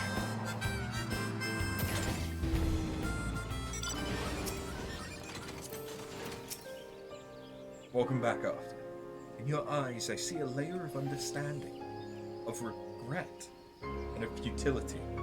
And in your heart, now echoes with the strains of an old song, newly discovered.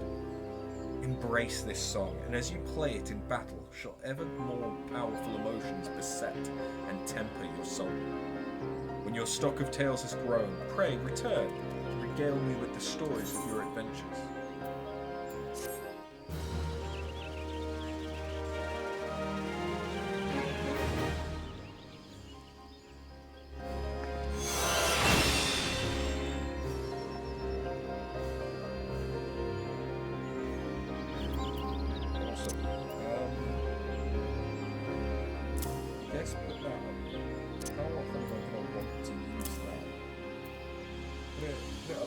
It's probably going to be very deliberate when I want to use that.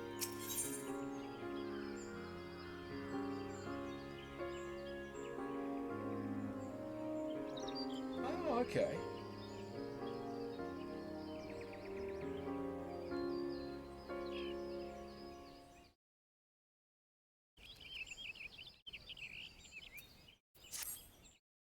It is good to see you return. And more seasoned still for your time in the world. Call me a spoony bard, but as a man in the winter of his years, it gives me great joy to observe an adventure in the spring of hers. This is not time for recollection, but it was a spring day when a bard first came to my hometown. He played the most sorrowful chords, even as his words tantalized the ear like the breath of one's first love. Many a maiden's heart was stolen during his visit, and doubtless more besides. Would you believe that common bards too were born of archers? This may seem far-fetched upon first hearing, but it isn't so far a stretch. Ask yourself this: what becomes of soldiers when conflict gives way to peacetime? Some have lives they might return to, aye, but most must needs take up a new trade to make ends meet. Well, it so happened that many who had once bent the bow took to strumming the harp. They wandered the realm, singing passionately and earnestly of the war as seen through their own eyes, of sweet victories and bitter defeats, of sacrifice and cowardice. Their songs so captured the imagination of the people, nary a day passed that a bard was not called to perform, be it in a humble tavern or some great lord's hall. Alas, their popularity proved their downfall. Intoxicated by the attentions of the masses, the bards took to embellishing their songs in a bid to outdo one another, and over time each song was shorn of verity, till the bard's repertoire contained not one shred of truth. By now you will know that such songs have no purchase upon men's hearts. Certainly a bawdy tune may set off fits of laughter in a sailor, and a sorrowful ballad summon tears from the eyes of a soft-hearted maiden. Yet these are but pale shadows of what songs can achieve.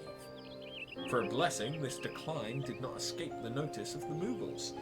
As great patrons of the arts, they feared that the true power of song might be lost to mankind. So it was they laboured to gather and safeguard those crystals known as souls of the bard, that they might be bestowed upon worthy men and women.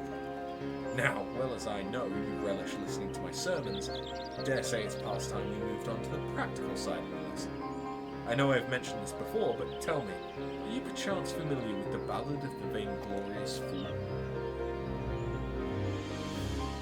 Nay? Well, that won't do at all. We must remedy this post-haste. The song recounts the massacre of Griffin Crossing, a battle that took place decades past, and countless Gridanian lives came to a premature end. Ah, but do forgive me, I seem to have mistaken the proper order of things. Before I begin, I must be convinced that the point of the tale will not be lost upon you. Elsewise, I will have wasted my breath in the telling of it. Now, heed well these instructions. You must make your way to Welwick Wood, where resides a mated pair of old goats that have but recently lost a kid. The pair has been driven mad with grief, and only death will put an end to the uncontrolled rampages. Linger in their territory until you encounter the beasts, then let fly your arrows of mercy. As you liberate them from their sorrow, so too shall your soul resonate with the echoes of poignant melody.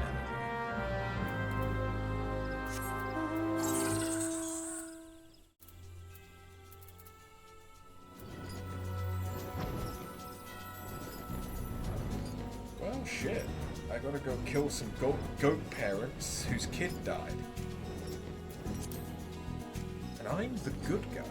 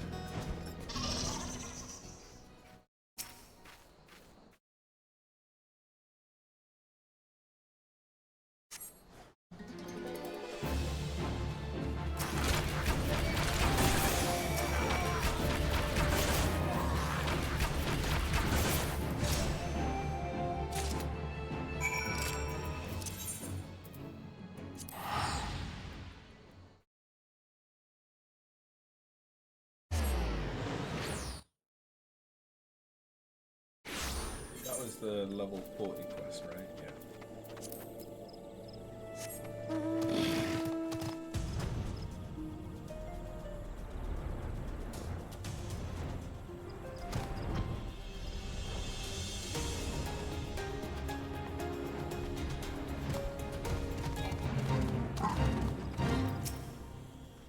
Welcome back, Arthur. You can almost hear the cries of mourning that have seared themselves into your soul. That you remain unbowed by such anguish is a testament to your spirit's fortitude. Yet even as your heart swells to contain these new experiences, you must not neglect your skills with the bow. A resilient heart must needs have a robust body in which to beat.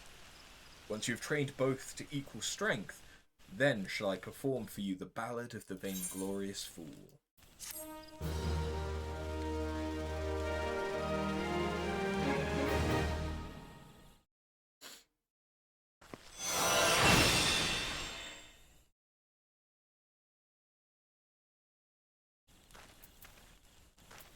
Oh.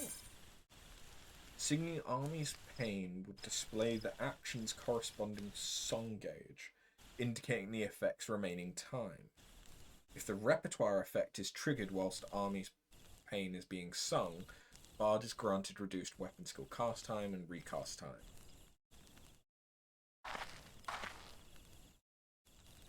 Okay, so repertoire has a different effect depending on which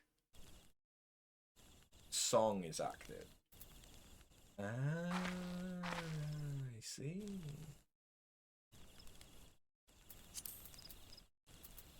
I see. So, singing that... Oh, I can't. I can only do it in combat, huh?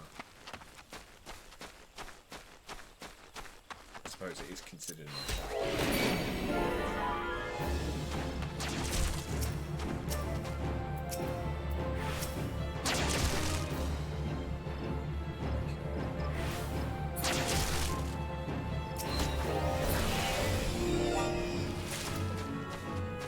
Does change the visuals, but not a great amount. But that's fine. So this will give me Reign of Death. Yes. Give me Reign of Death. Welcome back, After. By your tranquil countenance, it is plain that both your body and soul are in readiness for the next stage of your journey. Very well. The time is ripe that I teach you the ballad of the vainglorious fool. The song tells the tale of an archer of the god's quiver whose peerless skill was surpassed only by his hubris. Alas, that hubris led to the annihilation of his entire regiment at the battle which has come to be called the Massacre of Griffin Crossing.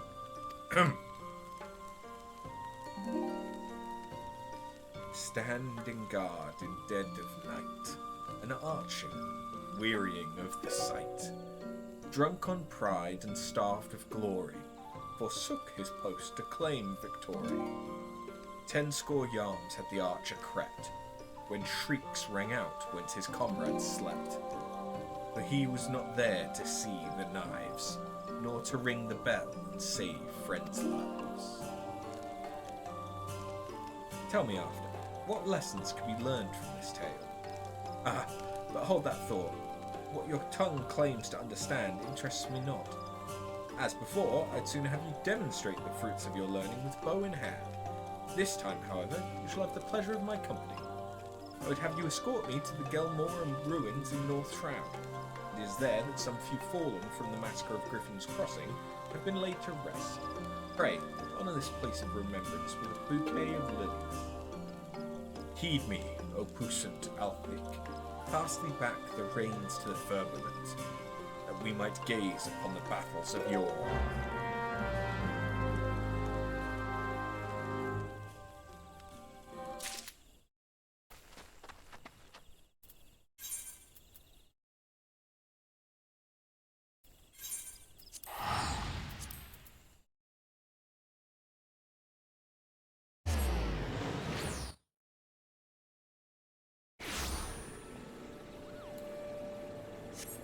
Yep.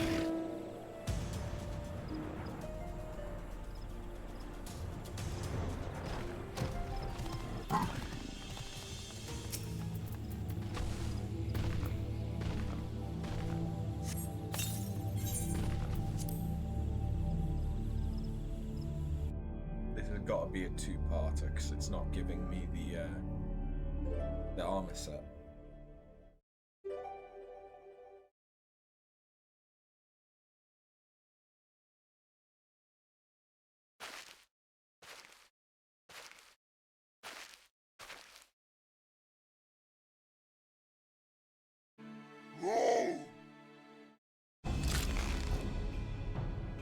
The enemy van?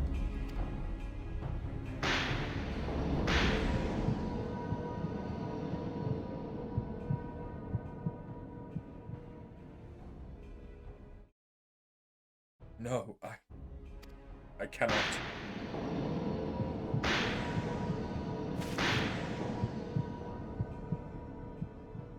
Why? Why do I still draw breath? But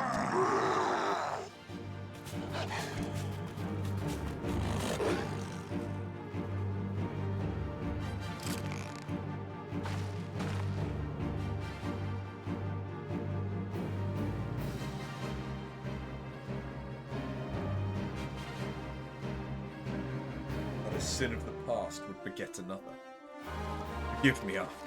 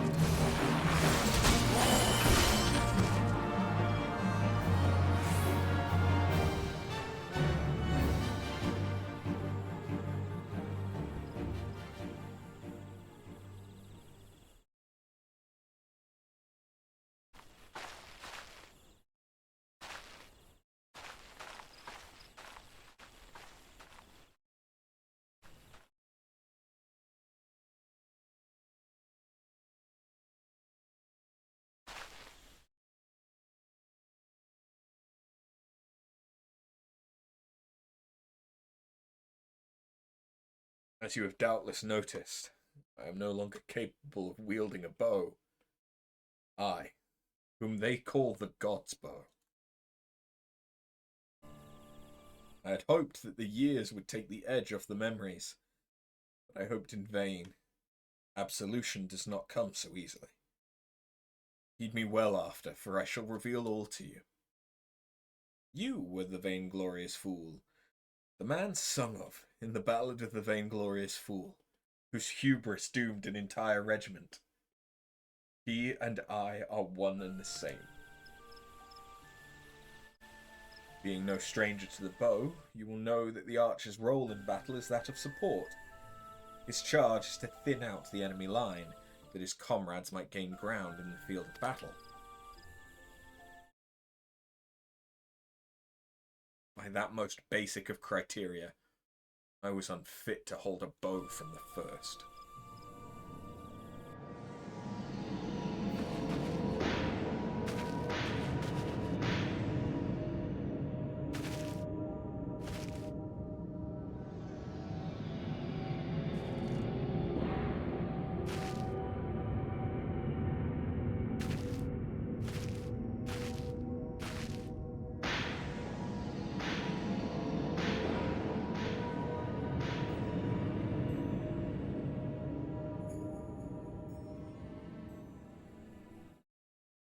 In my pride and lust for glory, I sent countless souls to a bloody grave.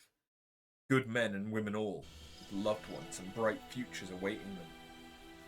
I lost the will to live that day, becoming an empty husk of a man, tormented in sleep and wakefulness both by the memories of my crime. But the gods were not without mercy. They gifted me with song, that I might find a measure of solace in my wretched existence.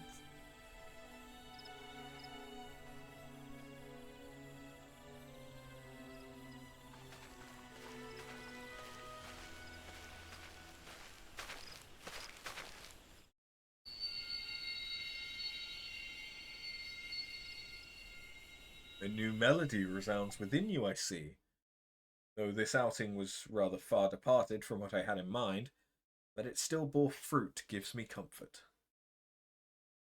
On that note, let us conclude the lesson. I dare say I have no cause to worry that you will repeat the selfsame mistake as the vainglorious fool. After, I would be alone for a while.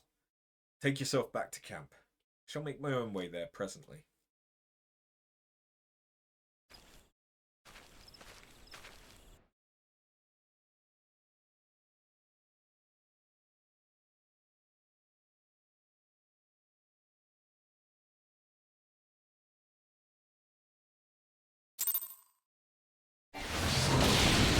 Jesus.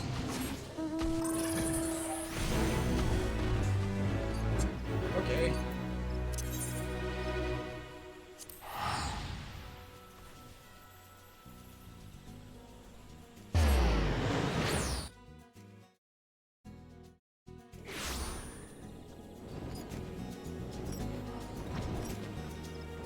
So, are you going to give me another level 45 quest?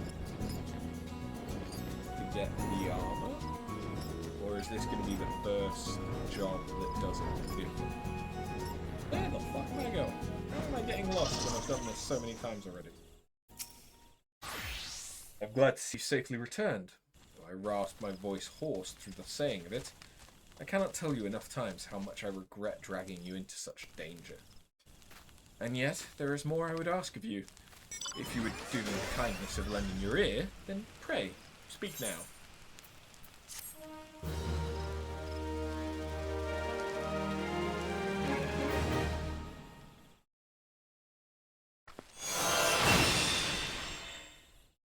Reign of Death.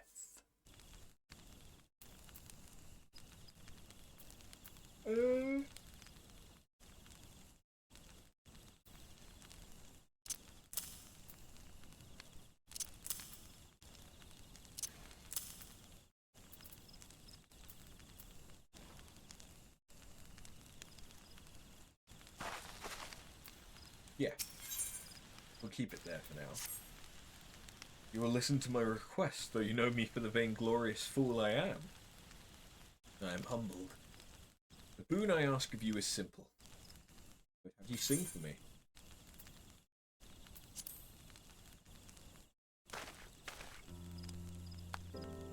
A heartfelt performance, masterfully delivered. You've come far in such a short time, my young apprentice. Hearing your song this day, I am convinced that you are well on your way to surpassing me, as bard and archer both. Soon there will be naught left for me to impart to you. You've proven yourself worthy of the consecrated garments worn by the true bards of old to honour the Keeper. I speak of the choral attire. The attire was entrusted to me when Pukno Poki and I first met, deep within the Twelveswood. Moogle and I had traded scarce more than a handful of words when he proffered to me the attire, along with the soul of the bard. At that time I knew not the true power of song, and so declined the gifts. But Pukno Poki would not be denied. For all his good humour, the Moogle can be on us moving as a rock. The attire chooses the wearer, not the other way round, he insisted, and I found myself yielding to his will. In mastering the verses of war, I won acclaim beyond my wildest dreams upon the field of battle. For a time, I was well pleased. Alas, my lust for glory knew no bounds, the consequence of which you are already aware. It was in the wake of the massacre of Griffin Crossing, stricken with guilt. I wanted naught more than the earth to open up to swallow me whole. I'd lost the will to live, I was too craven to end it myself. And so I took to wandering aimlessly in search of a place to die, far away from the judging eyes of men. Disillusioned with the power of song, I committed an act of folly. I scattered the choral attire across the realm. If truly the attire chooses its wearer, I challenged, then let it find its way back to me. Determined that I would not be proven wrong, I went to great pains to ensure the attire would never again see the light of day, and the pieces now rest in places of peril. Being the proud fool that I was, it never crossed my mind that mayhap another was meant to don it. I would entrust the choral attire to you. As you can see, you must needs brave the dangers to claim it. I shall mark its whereabouts on your map, but I can afford you no further aid beyond that. I'm deeply sorry that my folly of years past has entailed this burden upon you, but Althic works in mysterious ways. In his wisdom, it may be that he has sent this trial to test your spirits.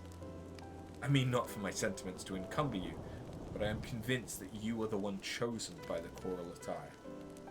But pray, do not take that as license for complacency. Trials wouldn't be called such if they failed to tax one's ability. Stay ever on your toes. I would have you return whole of body, and bearing the 4 parts of my surrendered raiment.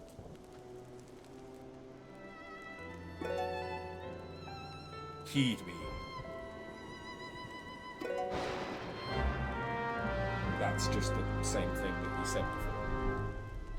So I'm not going to bother repeating it. Okay, so where do we go?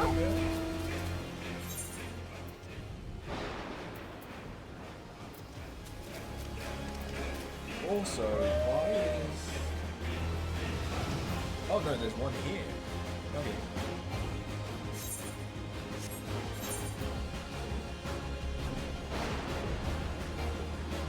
Yeah, there's one in the skip there.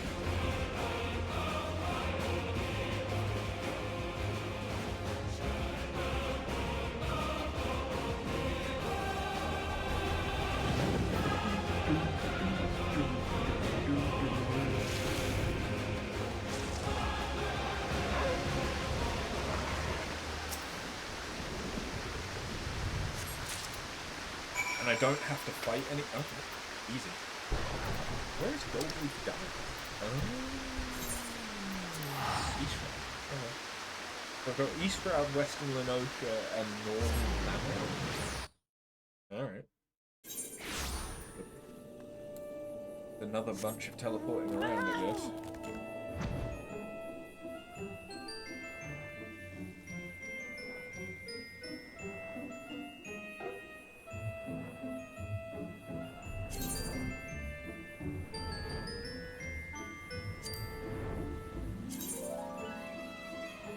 That being said, I don't hate those.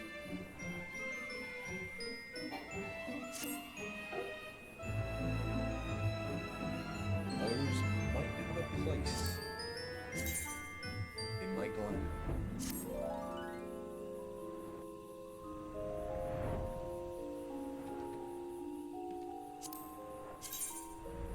But of course, because we're a woman, our dragoon gets a sexy tummy window. Apparently. because that's not an obvious defense flaw.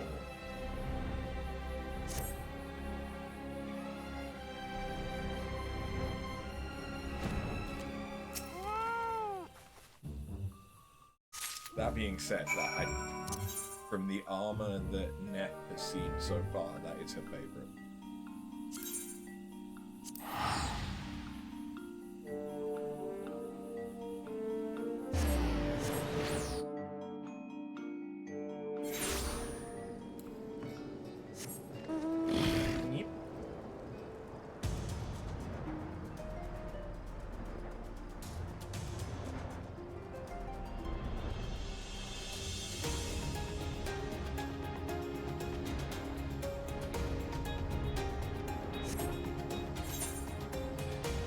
This is next to the static key. That's not that dangerous.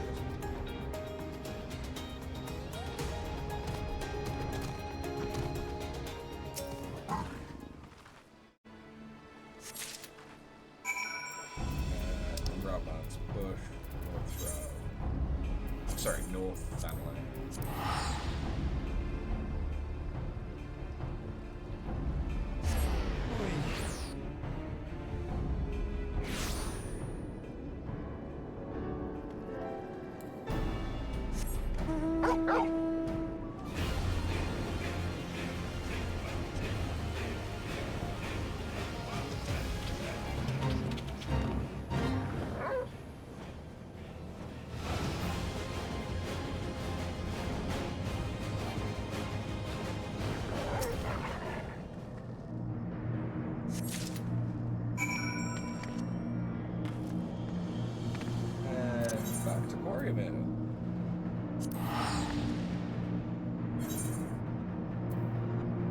Oh yeah. Bards have this weird split dye tunic thing going on.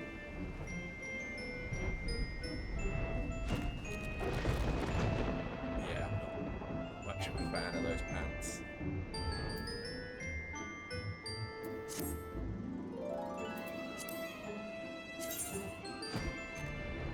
Sandals are nice though.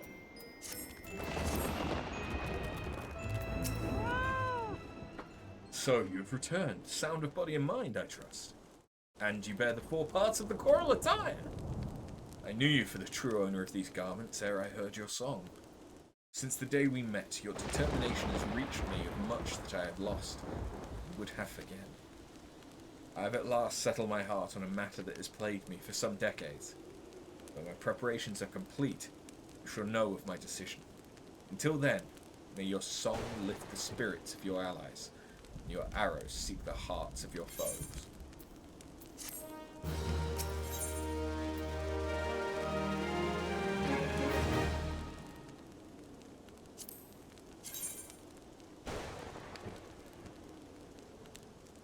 Okay. Squeak? Squeak squeaking. Sorry. I don't know if that turned up on the mic. It was very loud for me. You've done well, my young apprentice. In returning the choral attire, you have reaffirmed my faith in you. I see no further reason to withhold from you the existence of the final piece in the set. The piece that has brought us together. Listen well after. When I put down my bow, I vowed never again to set foot in the Twelveswood. That I now forsake my oath is for no other reason than to impart my knowledge to the one who would succeed me. Lest you wonder why I should deem that so important, permit me to relate to you an event which brought upon a great change in me. My most recent journey had taken me to Uldar, where I found myself ambling through the marketplace early one morning. Browsing the wares on display, mine eyes were met with a relic from my past. A piece from the choral attire that I had discarded decades before, countless malms away.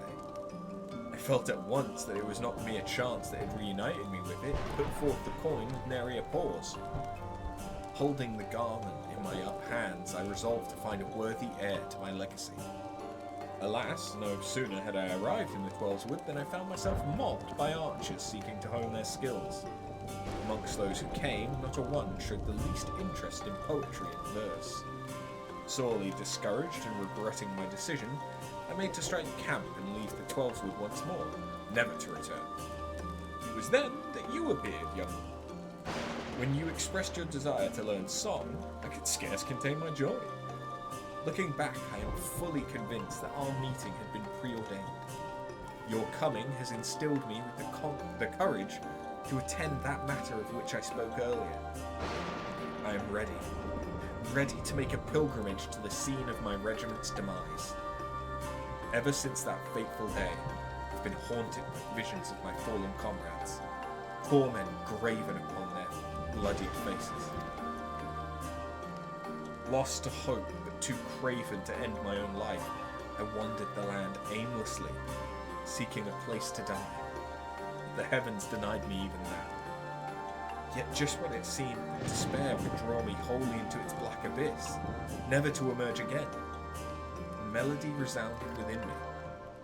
It was then that I awakened to the power of song and found new purpose in life. I embarked upon a journey to master such verses as would bestow peace upon the fallen, that I might lay the tortured souls of my comrades to rest. It's taken long years, but now I believe I can offer a requiem worthy of my comrades. To do so, however, I require one last favour of you. I would have you escort me to the west of the observatorium in the Kurthus Central Highlands. It is there that we shall find the scene of my regiment's demise. Your presence kindles within me a courage I had thought lost. I would have none other by my side as I undertake this pilgrimage. Now, as I enter the most daunting stage of my life. Once you arrive, I ask that you pay your respects with another bouquet of my mere lilies. When my requiem is sung, you shall have the final piece of the choral attire.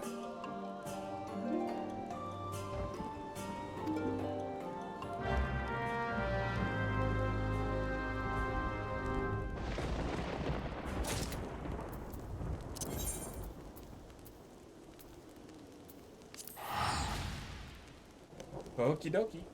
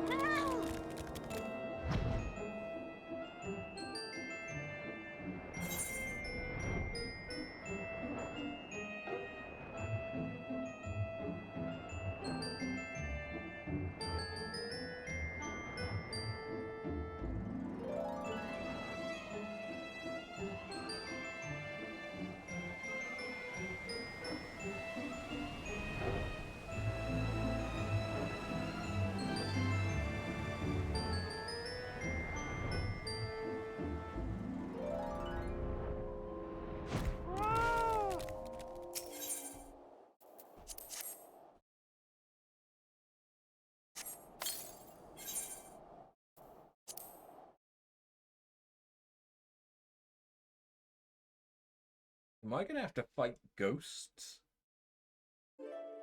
as a bard?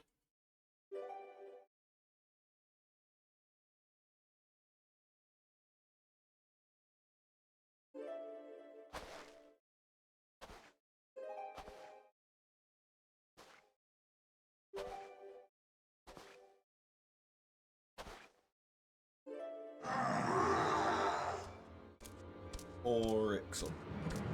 Wait, why does he have the staff of Louis Suar?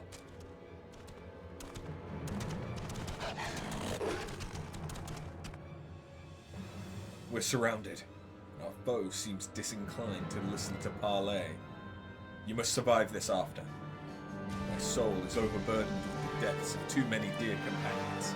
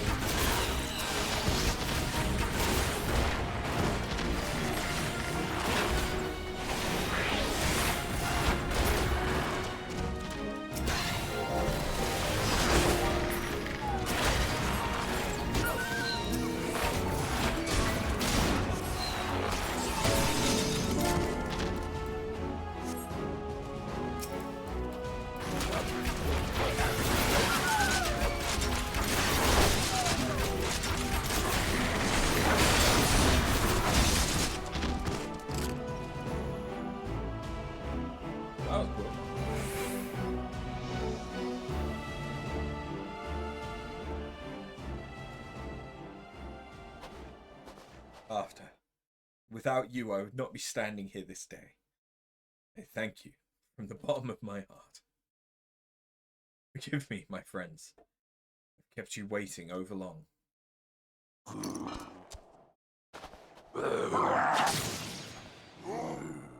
Hey, you finally loosed an arrow. Straight between his eyes. The keeper be praised. I can wield a bow once more.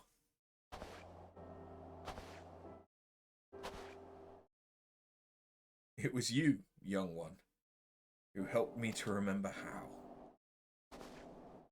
I'd known this for some time, but your presence is as a salve for the wounds of my soul. Your coming has delivered me from the nightmares of my past. My worthy successor, to you I entrust the final piece of the choral attire. Don it, and go forth to fill the hearts of men with courage and purpose. Though the seasons may turn, bending a man's back and dimming his eye, so long as there is life, there is reason to hope. Thank you, After, for showing me the truth of this.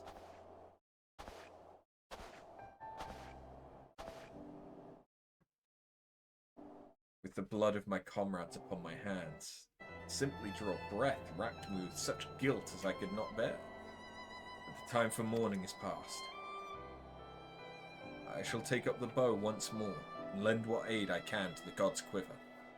In fighting for those who yet live, I do my fallen comrades the greatest honour.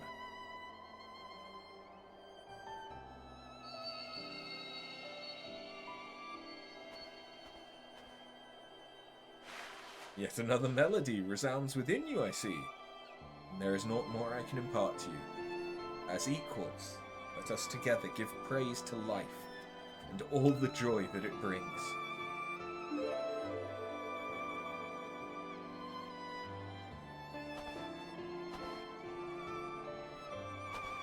Heed me, O puissant Alpic, turn thee over the hourglass of time. We might exult in the glory of all creation. In thine exalted name we sing, that the living may savour life, and the departed know true peace.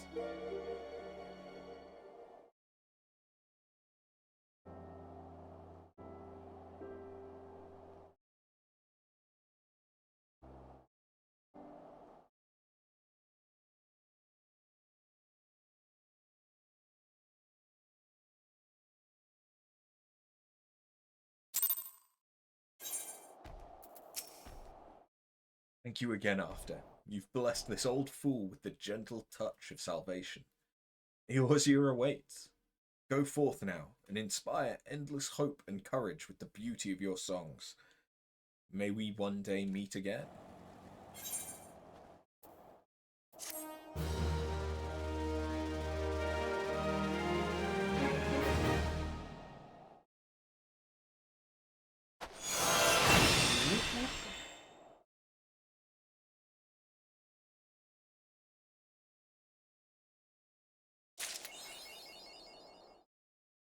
And with that, we have done every level 50 job quest.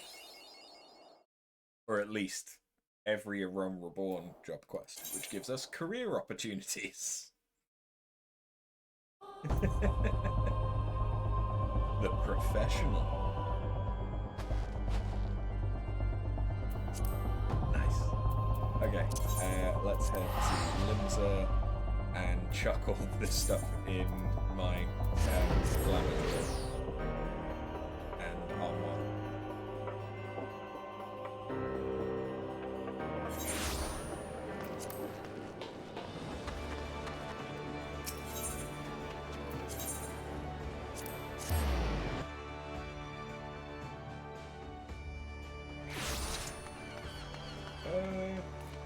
I could edit that one, but I need to, I also need to do my retainer. What I need to do. Still not what I need to do. Because it's at the bottom of the screen, normally the use button is there. Ah, yes. That's my inventory sufficiently clogged.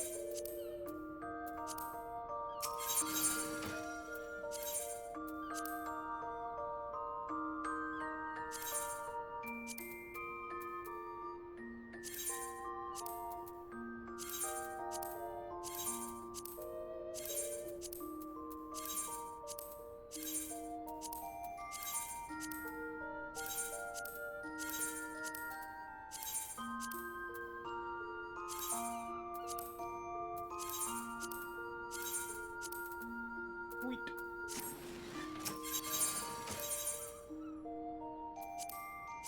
Now, do I need to set up?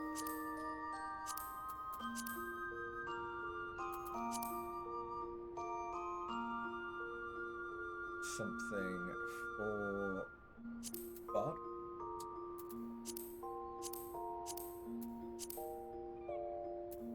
Fortunately, most of the things that I could put on won't show anything. That kind of sucks, but oh well.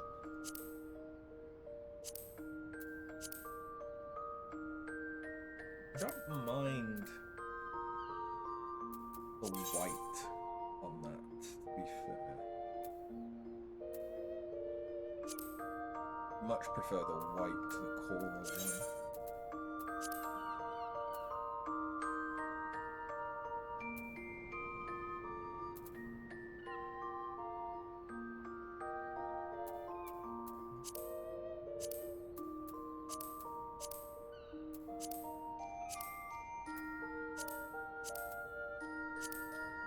Yeah, but would I prefer just having a different armor set that actually looks half decent? I do like the talons that gives though.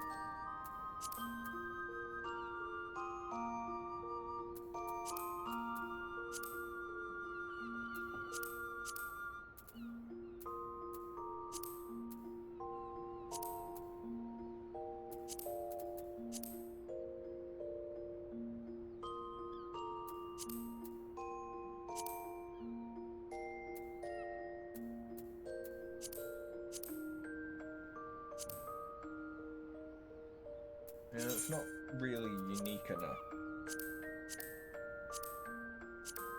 compared to other stuff that I have already.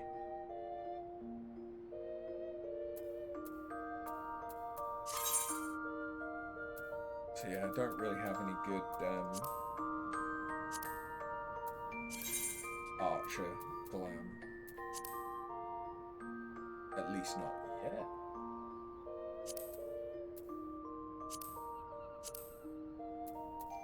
I've got Thundercloud, but that kind of is shit compared to a lot of the other stuff I could get. That won't show because of my ears. But that will. As will that. Okay. And I've got the Demon Male. Or the Worm's Male. Even Draken. The Worm's Male is just a little bit brighter, a little bit more colourful.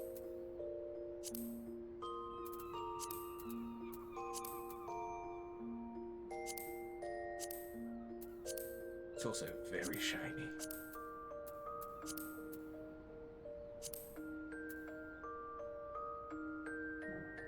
It's got a lot of pokey bits.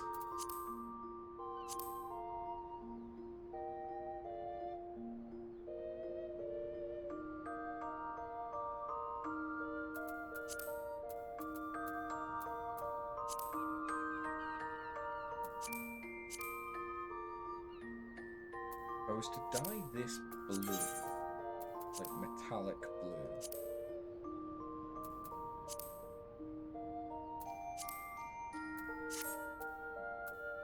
It'd need to be darker than that.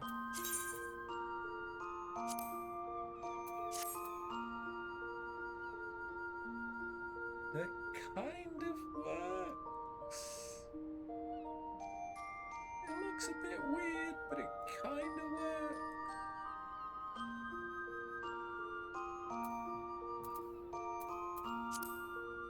Oh. I didn't realize that you could take off the face mask.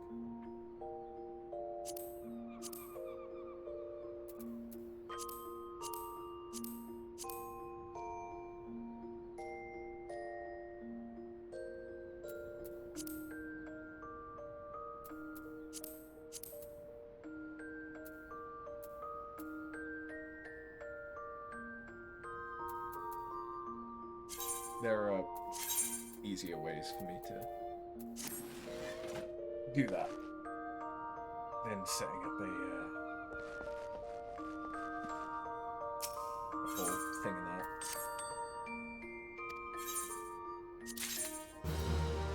Ah yes, earrings.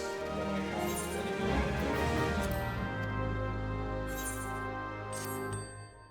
more than good until level 90.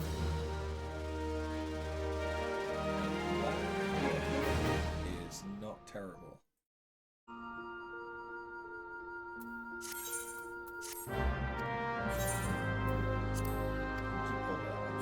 You couldn't really speak as the little one's ill, but tomorrow should be back to normal. Hopefully I will be too, because it's not just your little one that's been feeling like crap. Poor baby. To me or Thrill's little one? But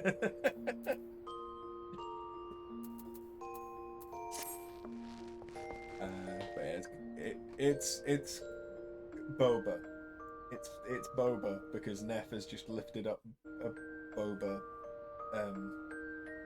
mood light that I got her. You'd think it's a birthday coming up.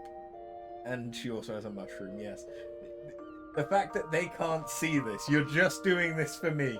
She is lifting up both the mushroom and Boba and waving them around like she just don't care.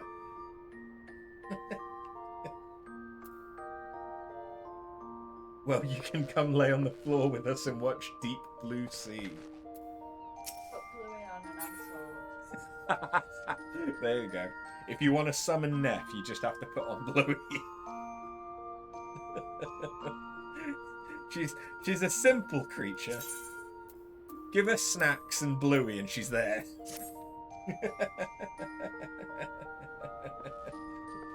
You gonna look at me and tell me that I'm wrong? No, but that went from cute to condescending.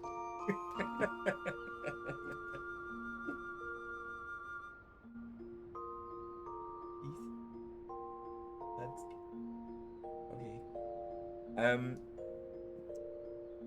But okay, so we're now done with all of the combat job quests in A Realm Reborn. Ishk.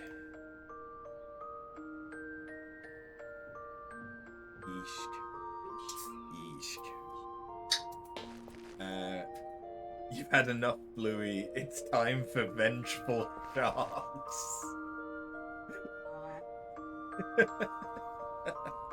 Fair enough.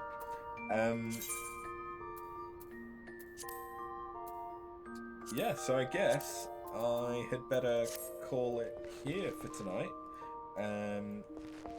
And next week we will start going through Heaven's Ward.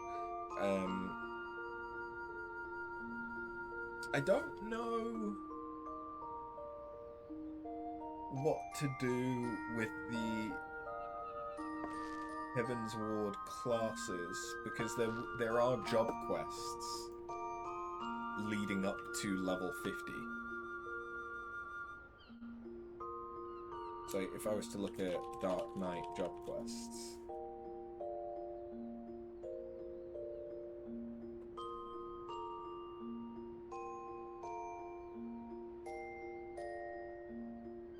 Oh no, to be fair, apparently... No, they do start, yeah. There's...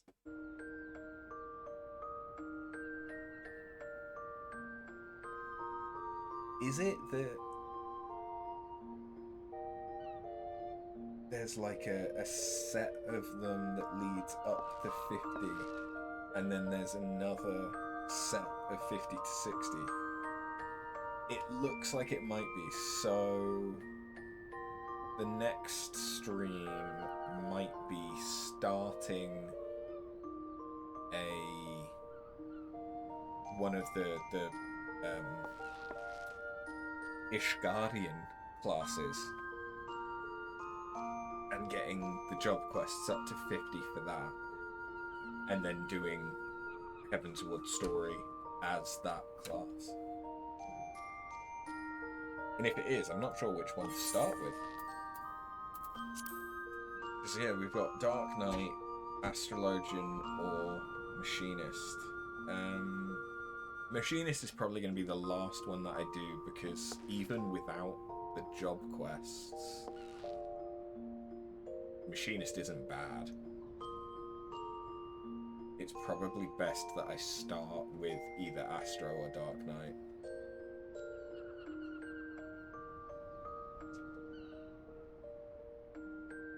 But yeah, we'll tackle that next week.